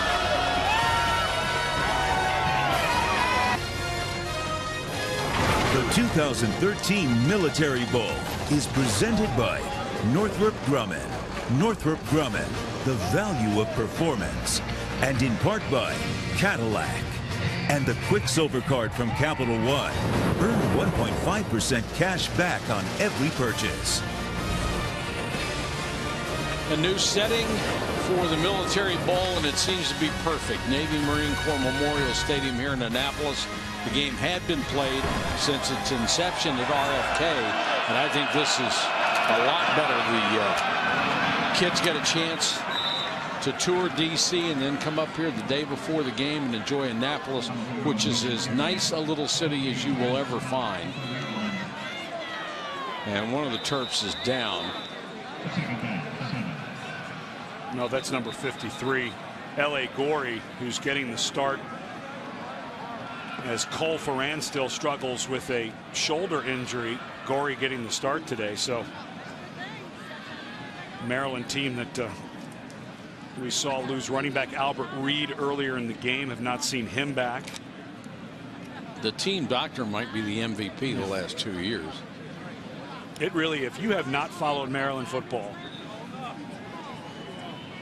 over the last 2 years, what they've had to go through with the litany of injuries, they got all the way down to a 5th string quarterback last year who was not a quarterback at all. He was a backup linebacker who they had to switch back over to offense because of all those injuries. This year, you can see the shoulder there of Gorey, but this year the offense has been hit. C.J. Brown, the starting quarterback, has missed time.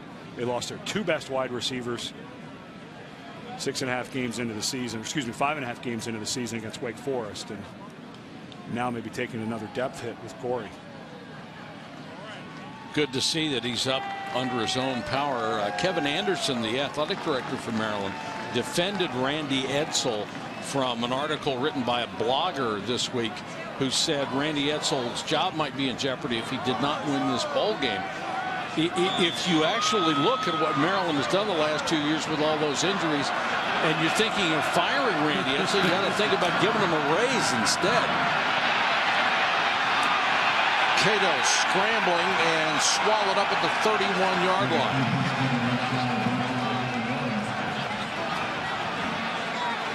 Well, you were mentioning Randy Edsall. Last night in our production meeting, we were talking about Randy Edsall in this article that had been written. When we were coming in this game, I thought, if anything, Maryland should be worried about teams trying to steal this guy. I mean, what he did at UConn and what he's gotten through at Maryland, and now taking Maryland into the Big Ten, and I think will be very competitive. We did some Big Ten games this year. I think Maryland with this team is going to compete right away.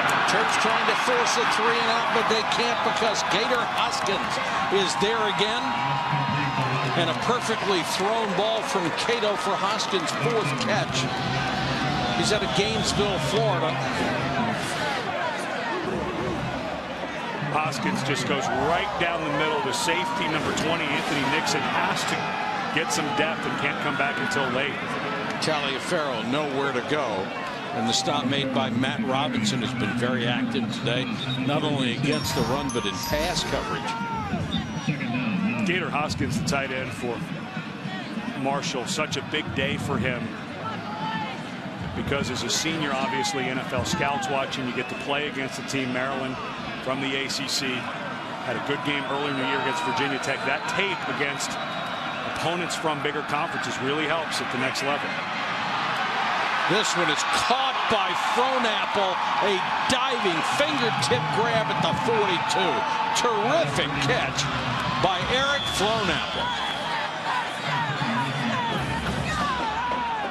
And for Maryland, unfortunately, another defender down. Oh, that's sweet. Nice grab.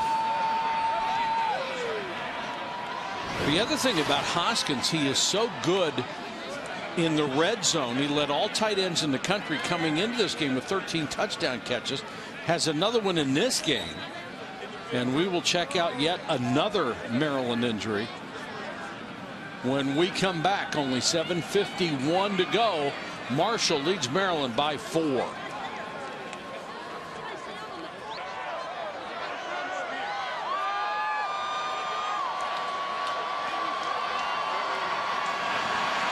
Reese, thanks so much. 7:51 to go here.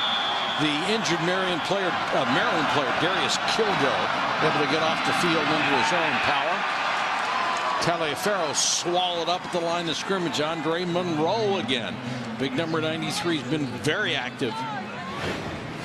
Lined up in that nose guard spot, working against the junior center Jaspers, but it's the guard not able to come on the block to that side, Sebastian Johansson, and 93.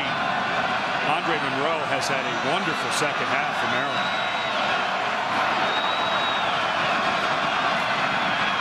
Cato under pressure, throws incomplete, looking for Schuler at the sideline, but underthrew him as he had a man right in his grill. Bringing up another big third down, 3rd and 12. Well, and you better find where Schuler and Hoskins are. These are the two guys.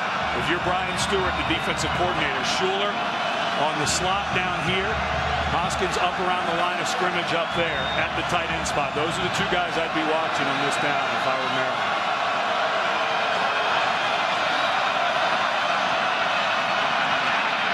Cato scrambles, throws for the sideline, intended for Hoskins, overthrown. And again, the pressure may have forced the bad throw as Maryland decided to put some heat on Rakeem Cato. And that was just a straight 4-man rush with not much of pressure, and Cato bailed out of that one. It looked to me like there was a pocket ahead of him, and all of a sudden he bails out to his right. I'm not so sure that stepping up into that pocket wouldn't have been the better solution. He bails out to his right and throws out of bounds. I think there was some green yardage in front of him, if not a longer throw. Can Tyler Williams and the special teams do it again? Fair catch called for by Likely and made this time at the 7.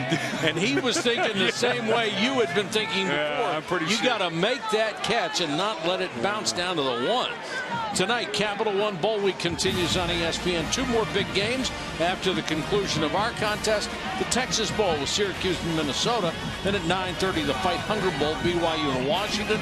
Capital One Bowl Week continues tonight on the ESPN, as well as live on Watch ESPN. I wouldn't be so sure if it wasn't C.J. Brown who went over to Likely at some point and said, hey dude, you got to start fair catching it. I don't want to be with my heels in the end zone again starting to drive. Still bad enough they start from the 8. Brown on the slant, the ball tipped in the air. Very dangerous, intended for King. Montarius Lovett was there. Popped it up in the middle of the secondary, up for grabs, and it fell harmlessly. Nice job by Lovett. There's that slant that we saw has been run so many times effectively, some by Laverne Jacobs, but that time Lovett got the jump.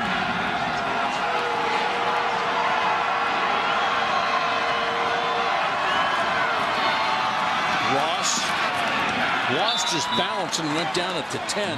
This is a huge drive for Maryland. There's only 6 minutes and 40 seconds left in the game. You get the feeling if they don't keep this drive alive, they might not get the ball back. And with Marshall, the way that they've been occasionally able to run the ball with Taliaferro, I agree. This a big 3rd down, and because 3rd and 8, you're thinking throw down. But a slant is a tough throw here because that's usually 5 or 6 yards. I think you've got to look for something, a 10-yard maybe stop run. They have to get to the 18-yard line. Blitz coming and a flag down. I think somebody on the line flinched when they saw pressure coming. Prior to snap, false start, offense, number 76, 5-yard penalty. Half the distance, on 3rd down. 3rd and 6, you typically don't blitz because you can't get there. Because a 6, 7, 8-yard route, the quarterback will get it out before you get there. Now you back up, and if you're Marshall, you can think about a blitz. So if I'm Maryland, I don't want C.J. Brown holding this ball in the pocket. And Marshall now with bodies up there, they want this ball out of his hands. I think you've got to think of maybe some type of screen if you're Maryland. Terps are only 2 out of 12 converting 3rd downs. from his end zone. Pressure, flanker, screen. Jacobs has it. He's got to make people miss, and he can't make enough of them miss. Driving out of bounds to the 12. They were thinking the same way you were. Get it to the outside with a screen, but Marshall covered it well. And Marshall came up. They showed blitz. They ran everybody out, and they went into some coverage, but it was too late. C.J. Brown saw what they were giving him. Wisely came out, but it was that flinch on the offensive line that you go from a 3rd and 6 to a 3rd and 16 where your quarterback's now going to be standing in the end zone. You really limit the playbook. A big mental error by Maryland.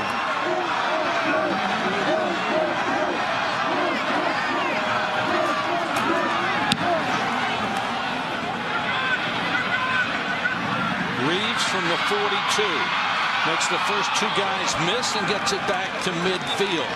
A return of 7 after a 45-yard punt. 5:53 to go. Marshall with the lead and the ball.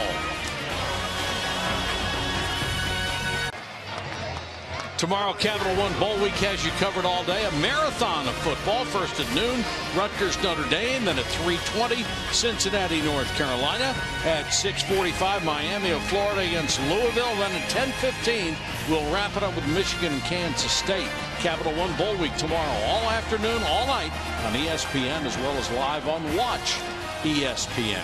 You know, one thing to watch with this clock as we get near the end, the officials didn't wind the clock after that pass to Laverne Jacobs on the side. They're supposed to wind the game clock after the ball is spotted and before that punt. They did not. It looked like about 20 to 25 seconds of additional time was left on the clock, which obviously down 4, that would help Maryland if they get the ball back. Remy Watson has checked into tailback. He ran well in the first half and takes it to the Maryland 45 on this. The Terps have all 3 of their timeouts left. And this is somewhere because Maryland now has to put people around the line of scrimmage. They cannot let 4 and 5 yards per run happen.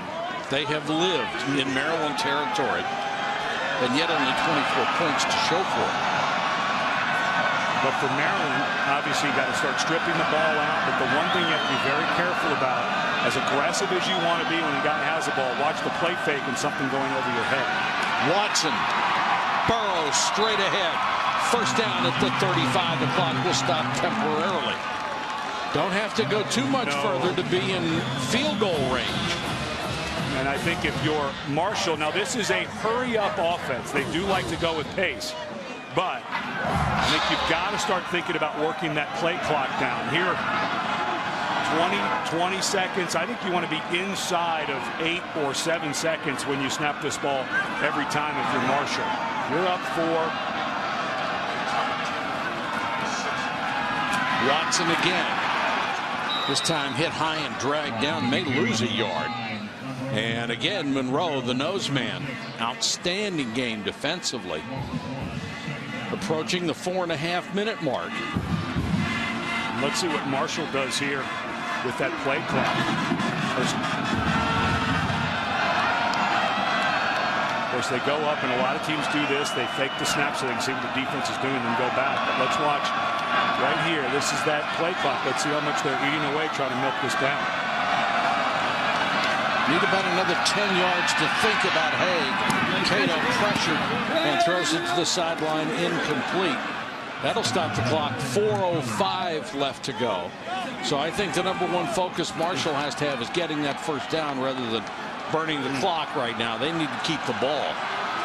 And that'll burn plenty of clock. And Justin Haig, about their kicker, about the 25-yard line is his range. So they're well outside of that. They do have Amaretta Curry, who would try longer field goals, but I don't think Marshall's going to be comfortable kicking this ball anywhere near here.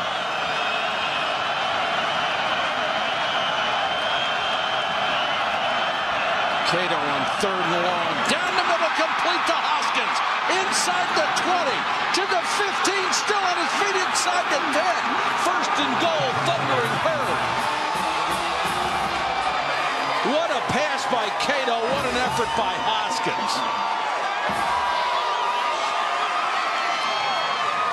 Hoskins, a guy who played quarterback and free safety in high school, ran right at the safety Anthony Nixon in coverage, broke off and almost goes in for the score. And now Maryland taking a timeout to regroup.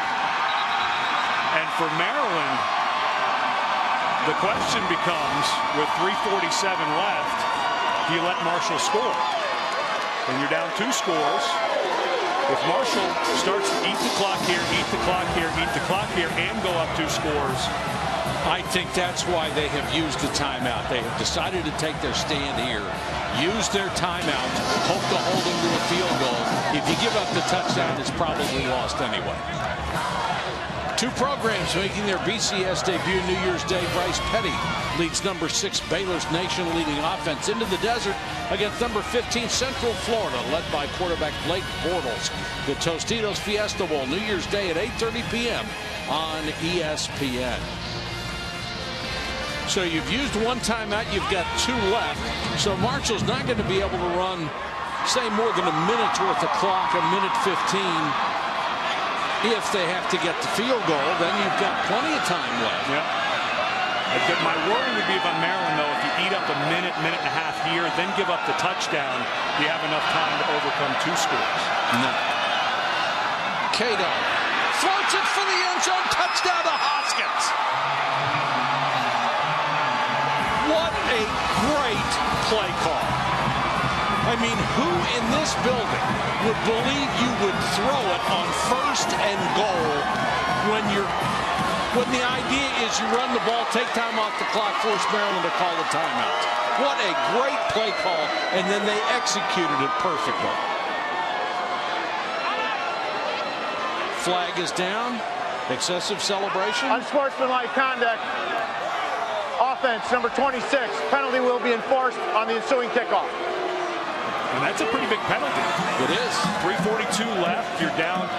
You'll likely be up 11, 2 scores, touchdown, and a 2-point conversion. But now, with a 15-yard penalty on the next kickoff, Randy Edsall's team may end up with field position right at midfield. And you can see Doc Holliday very upset about that because they scored very quickly. A lot of time left on this clock.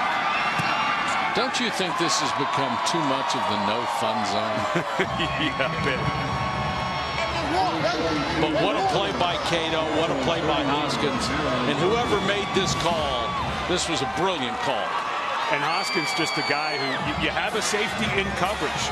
Once again, you had Anthony Nixon there in coverage, a guy who's been battling a bit of a toe injury. But we've seen time and time again, the safeties cannot cover him one-on-one. And you say, well, why don't you have double coverage? You can't double cover everybody the way Marshall spreads the field. You pick Schuler, you pick Hoskins. They've been going to Devin Smith. It's impossible to choose if you're Maryland when you're spread like that who to double. Schuler's had a huge game as we expected. The 3 Marshall tight ends, including Hoskins, have 9 catches for 145 yards and 2 touchdowns. And I am absolutely sold on Rakeem Cato. I think there are some things that he needs to work on going into his senior year. In the pocket, some of the things he does where he bails a little too early. But 28 of 44, 337, 3 touchdowns, no interceptions. Pretty good. And he's shown us great touch on several passes. He's shown us the ability to throw from one side of the field to the other sideline and on a line. Well, he's shown us a lot of quarterback. Likely from the 21. They could use a huge return from him. He's capable spinning out of tackles across the 40. Let's check in with Reese Davis. Reese?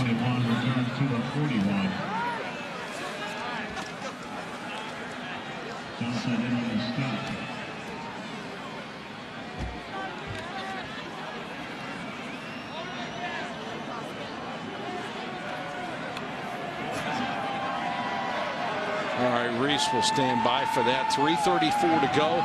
Terps down by now 2 scores.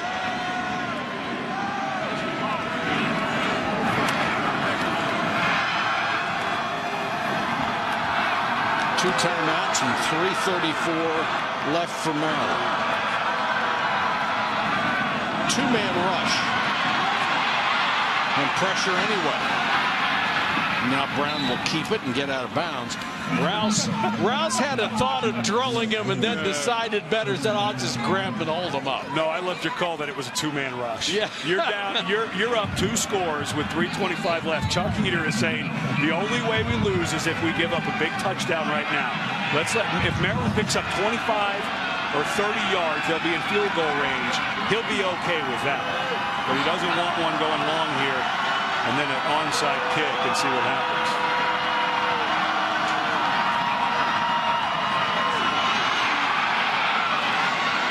Brown throws it up for grabs. It's picked off. A.J. Leggett with his 4th interception of the season, and that could do it. And Brown slow to get up.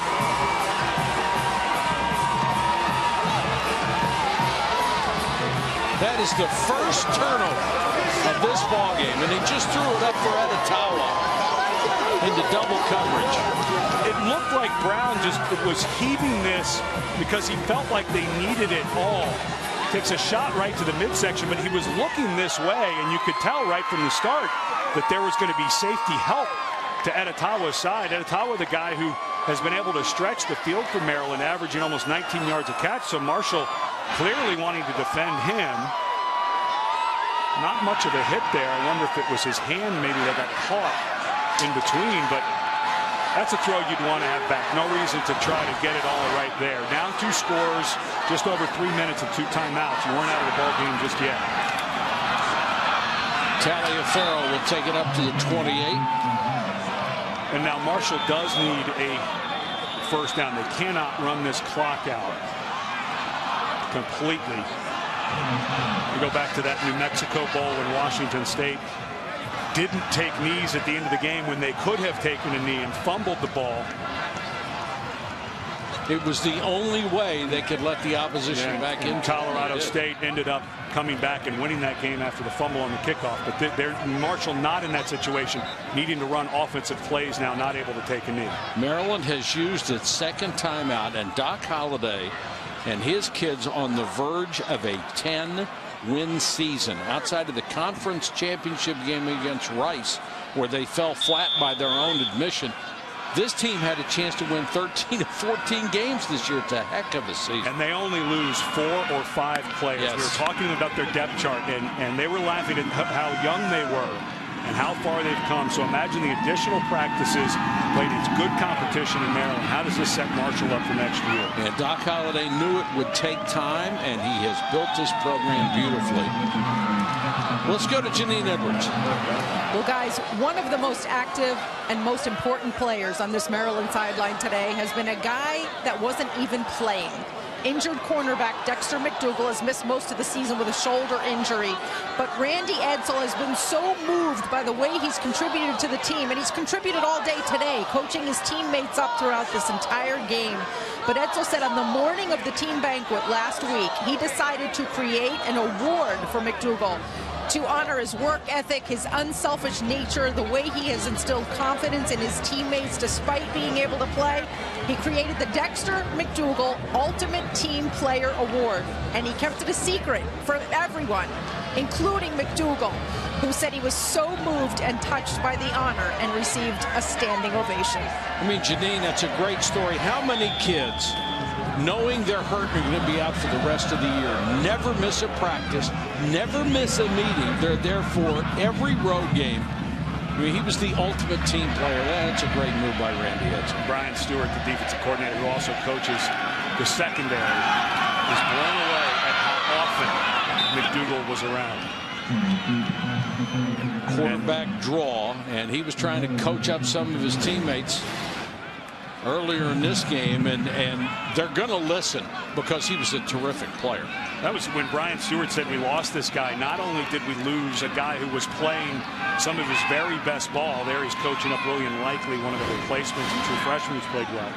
But McDougal, Brian Stewart said it was really stunning to lose this young man, not just because he was playing at a high level, but because he was such a leader. And up steps Randy Edsall. He said, well, I'm the head coach. It's still my team, I'm going to create an award. And he told us, he said, I wouldn't have felt right had I not honored this young man and his commitment to this team at the end of the season. Yeah, I thought that was great. And as long as Randy Edsall's the head coach, they will give out the Dexter McDougal Award for great effort off the field. I think it's a terrific idea. Well, they'll be giving it out in the Big Ten because this is their last game as a football member of the ACC. And they didn't do him any favors putting him in the same division with Ohio State, Michigan, Michigan State, and Penn State, and then giving him a couple of crossover games that are killers as well. Welcome to the Big Ten, and good luck to you. Yeah, Wisconsin and Iowa are their crossover games next year. I look at that Big Ten, the East and the West matchups, and I cannot believe that all the athletic directors on the East voted that alignment was okay. Well, the Terps come after him. They do. They try to put pressure on Williams, but he gets it out of there. Williams done a great job as the kicker for Marshall today. Gets it out 41 yards to the 27, and now for tonight's Capital One Player of the Game.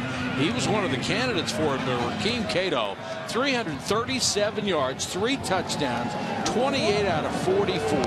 And the coaches said the thing that made him so much better this year was his all the decision making that may have been missing his first couple of years. He studied hard, he worked hard, and he made a lot of great decisions that led this team to a 10-win season. But the hay is not quite in the barn on this one. That's a Midwestern saying, isn't it? Brown with a fumble, recovers. Brown on the run, throws, and picked off. Intercepted by Tyquan Lang, his second pick. And Dexter McDougal saying it hit the ground. Defensive back, rooting for his team. But this is another throw that C.J. Brown just didn't need to make. He's rolling to his right after mishandling the snap and forces the ball back into the field. Yeah, that's not a catch. So Maryland, if this is reviewed, which it should be, just a ball that doesn't need to be forced by Brown. That's 2 throws in a row that he's forced. Well, you know, when you get into desperation mode, which their offense is now, you feel like you've got to make something happen on every play. Well, and if they review this and give the ball back, the thing you have to remind your quarterback, though, is we're down 11. If we get into field goal range, we're not going to burn a lot of time. Rolling on the field was an interception. Previous play is now under further review. So you're saying there's still a chance? Well,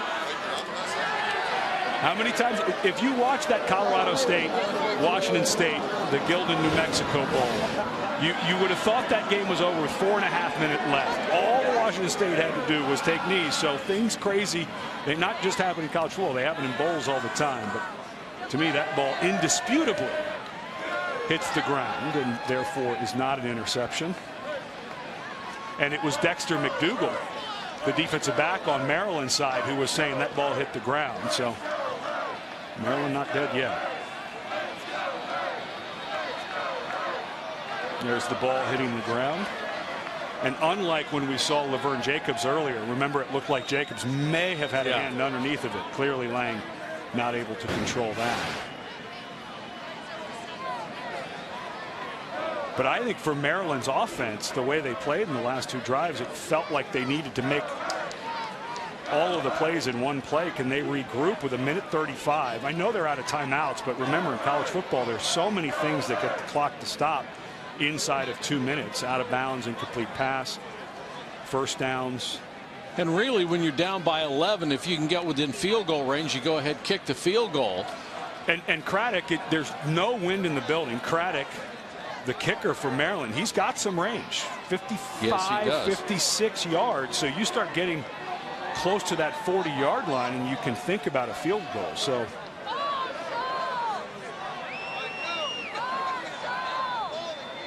after review, the ball did hit the ground, so there is no interception. The ruling is an incompleted forward pass. It'll be 2nd down and 10 at the 28-yard line. Clock operator, please reset the game clock to 1:36. 1:36. So the Marshall celebration will have to wait. Fans, tune in on ESPN3 for the post-game trophy presentation presented by Capital One immediately following the game.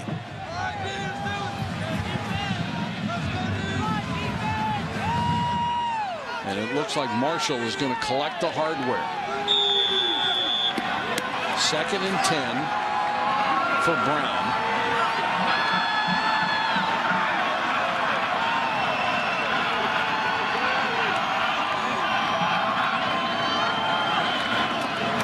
Two-man rush. Brown steps up, throws underneath, and throws behind Brandon Ross, his intended receiver. Ran a little circle route out of the backfield. Well, we were talking about Randy Edsall and the job he's done in the last 2 years going into the Big Ten East next year. And I think that over the long term, I think Maryland's going to be able to compete in the Big Ten. I know that they're in the same side as Michigan, Ohio State, and those clubs, but I think Maryland will bring a little something different. I think we'll be able to start bringing some kids from the Mid-Atlantic region to Maryland because they want to compete in the Big Ten. Brown throws, but that's going to be short of a first down to Jacobs, and he's mugged. You got to be careful if you're Marshall. A lot of guys going in there throwing elbows. A little careful as Gator Hoskins. He wants all he wants done. He's saying, I'm done, man. I've played really well tonight. I'm cold, I'm done. I will say there is something to taking those shoulder pads off for the last time in the year. 7 catches for 100 yards for Hoskins. Another brilliant game for him. And that one's dropped. Or rather for Jacobs, excuse me. And Maryland will turn it over on downs with 50 seconds left in the game and no timeouts, no way to stop the clock. But just to finish up with Maryland moving into the Big Ten, of course, that didn't sit well with a lot of Maryland fans, longtime ACC, original members of the ACC.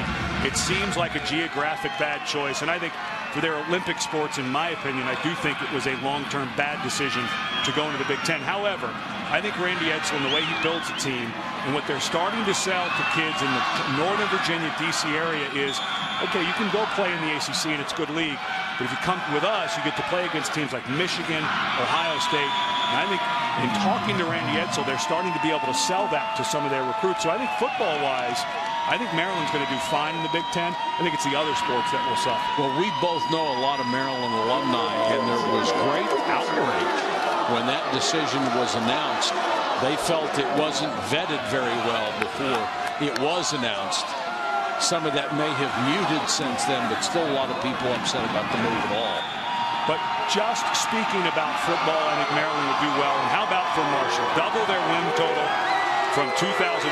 And if you want a name to start talking about dark horses for the Heisman Trophy, you have to keep Rakeem Cato in there as he hands Doc Holliday a game ball. They've really grown this program together. And Marshall with a big win today in the Military Bowl.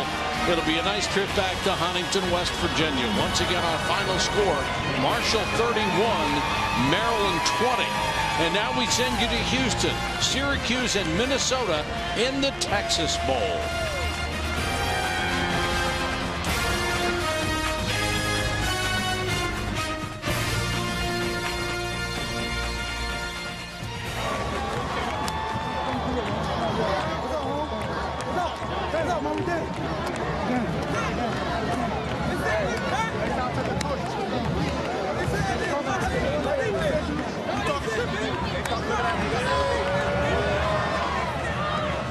Congratulations, Coach Holliday, on a great game and a great season, a 10-win season. Today, though, mostly on the shoulders of your quarterback, Rakeem Cato.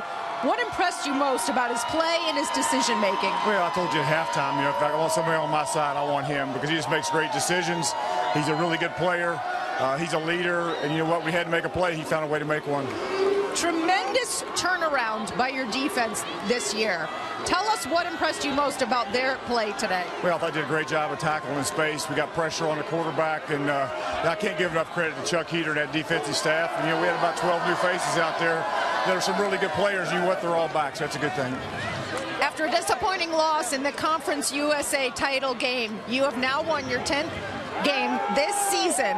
What does a win like today's mean to the building that you're doing here for your program? Well, there's not a football team in America that means more to their fan base than what Marshall does, because we went through the crash in 1970 and getting back to winning championships. And there's not a fan base that deserves this more than they do. They showed up great tonight, and I'm just so proud that our football team was able to get a victory for all them. You're holding the ball, and I asked you if Rakeem Cato was getting the game ball, and you said you don't have enough to go around, do you? He gave it to me, but you know what? There's a lot of them in there that deserve it, so we'll find enough balls to go around. It's a great deal for our program. I'm tickled to death. You can slice it up. How about that? Congratulations, Coach. Thanks very much. Appreciate you. Thanks.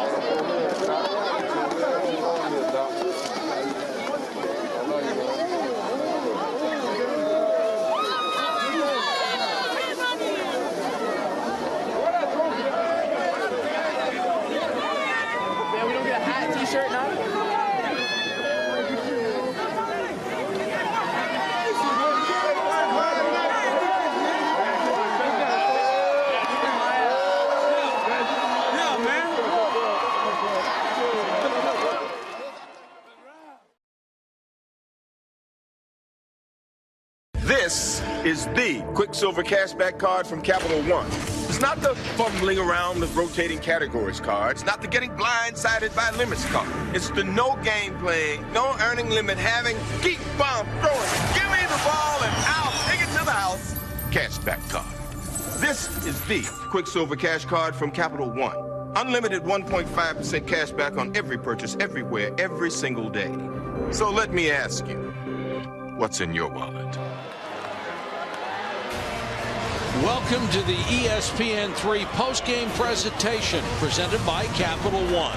We're moments away from the championship trophy ceremony for the Military Bowl winner, the Thundering Herd of Marshall.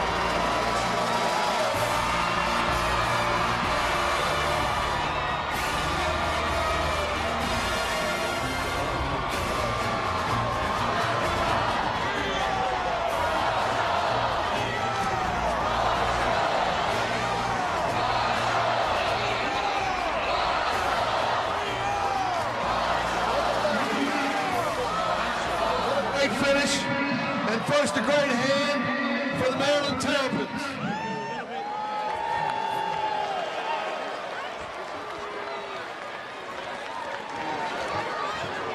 And now a great hand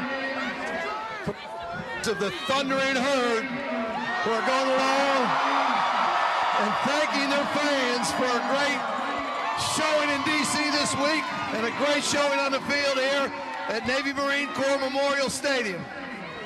With me on the podium to present the MVP award is the Executive Director of the Military Bowl, Mr. Steve Beck. Thank you, Pete. Hey, congratulations to Marshall. Great game. Hopefully you all had a great week. Can I get Rakeem Cato up here?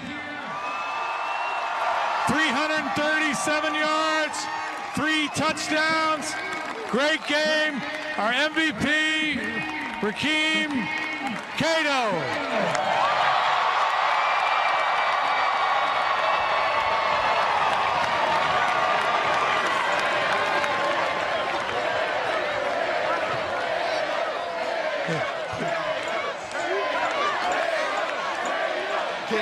Congratulations.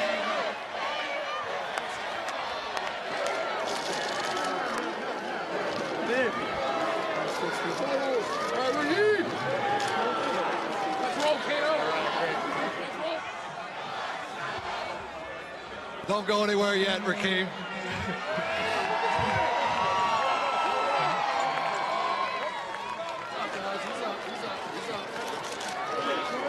Rakeem, all the way from Miami to a little frigid Maryland night. You did a great job. you transferred the ball to all your teammates. What was it like to be able to give the ball to S-Ray tonight, to be able to throw the ball to Gator? We're just a great team effort. We just wanted to come out and lay it on the line and just play our best football. And the coach said all week we had to just to win this game. It's a blessing. It's a blessing to be up here. Thank everybody around me. Thank Coach Holiday for giving me this great chance. I just want to thank everybody back home. I love y'all back home. And go Herd. Go Hunter. One more time for number 12. Congratulations.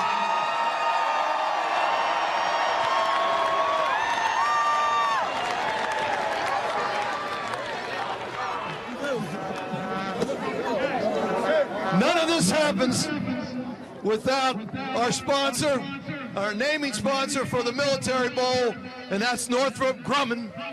And the CEO of Northrop Grumman is Mr. Wes Rush, who stands here with me now. And Mr. Rush, I have to ask you, what is your association with the Military Bowl meant to your company? Well, we're delighted to be able to sponsor the Military Bowl for the benefit of the USO. The USO supports our servicemen and women and their families all over the world, and we are all delighted to be able to help sponsor them. Well, we're not going to let you go just yet, Wes, because you're going to present the championship trophy of the Military Bowl, the 6th annual Military Bowl, to Coach Doc Holliday and the Marshall Thundering Herd. Congratulations, Coach. Stick around. I'm going to ask you some questions, but go ahead.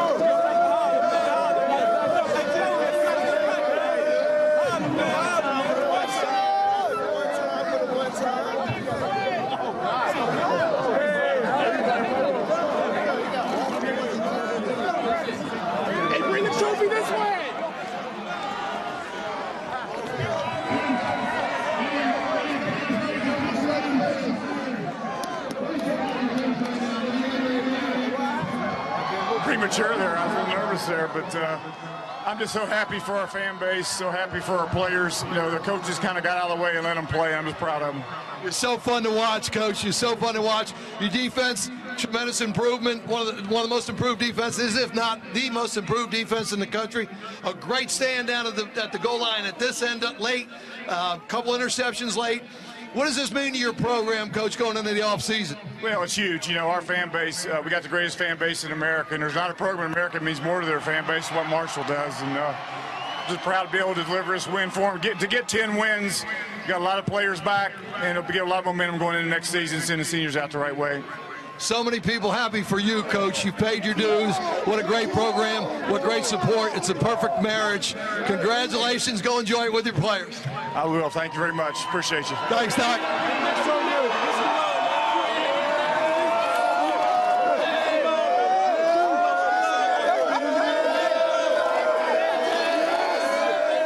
Time now for your Capital One standings update, and today we're taking a look at men's soccer.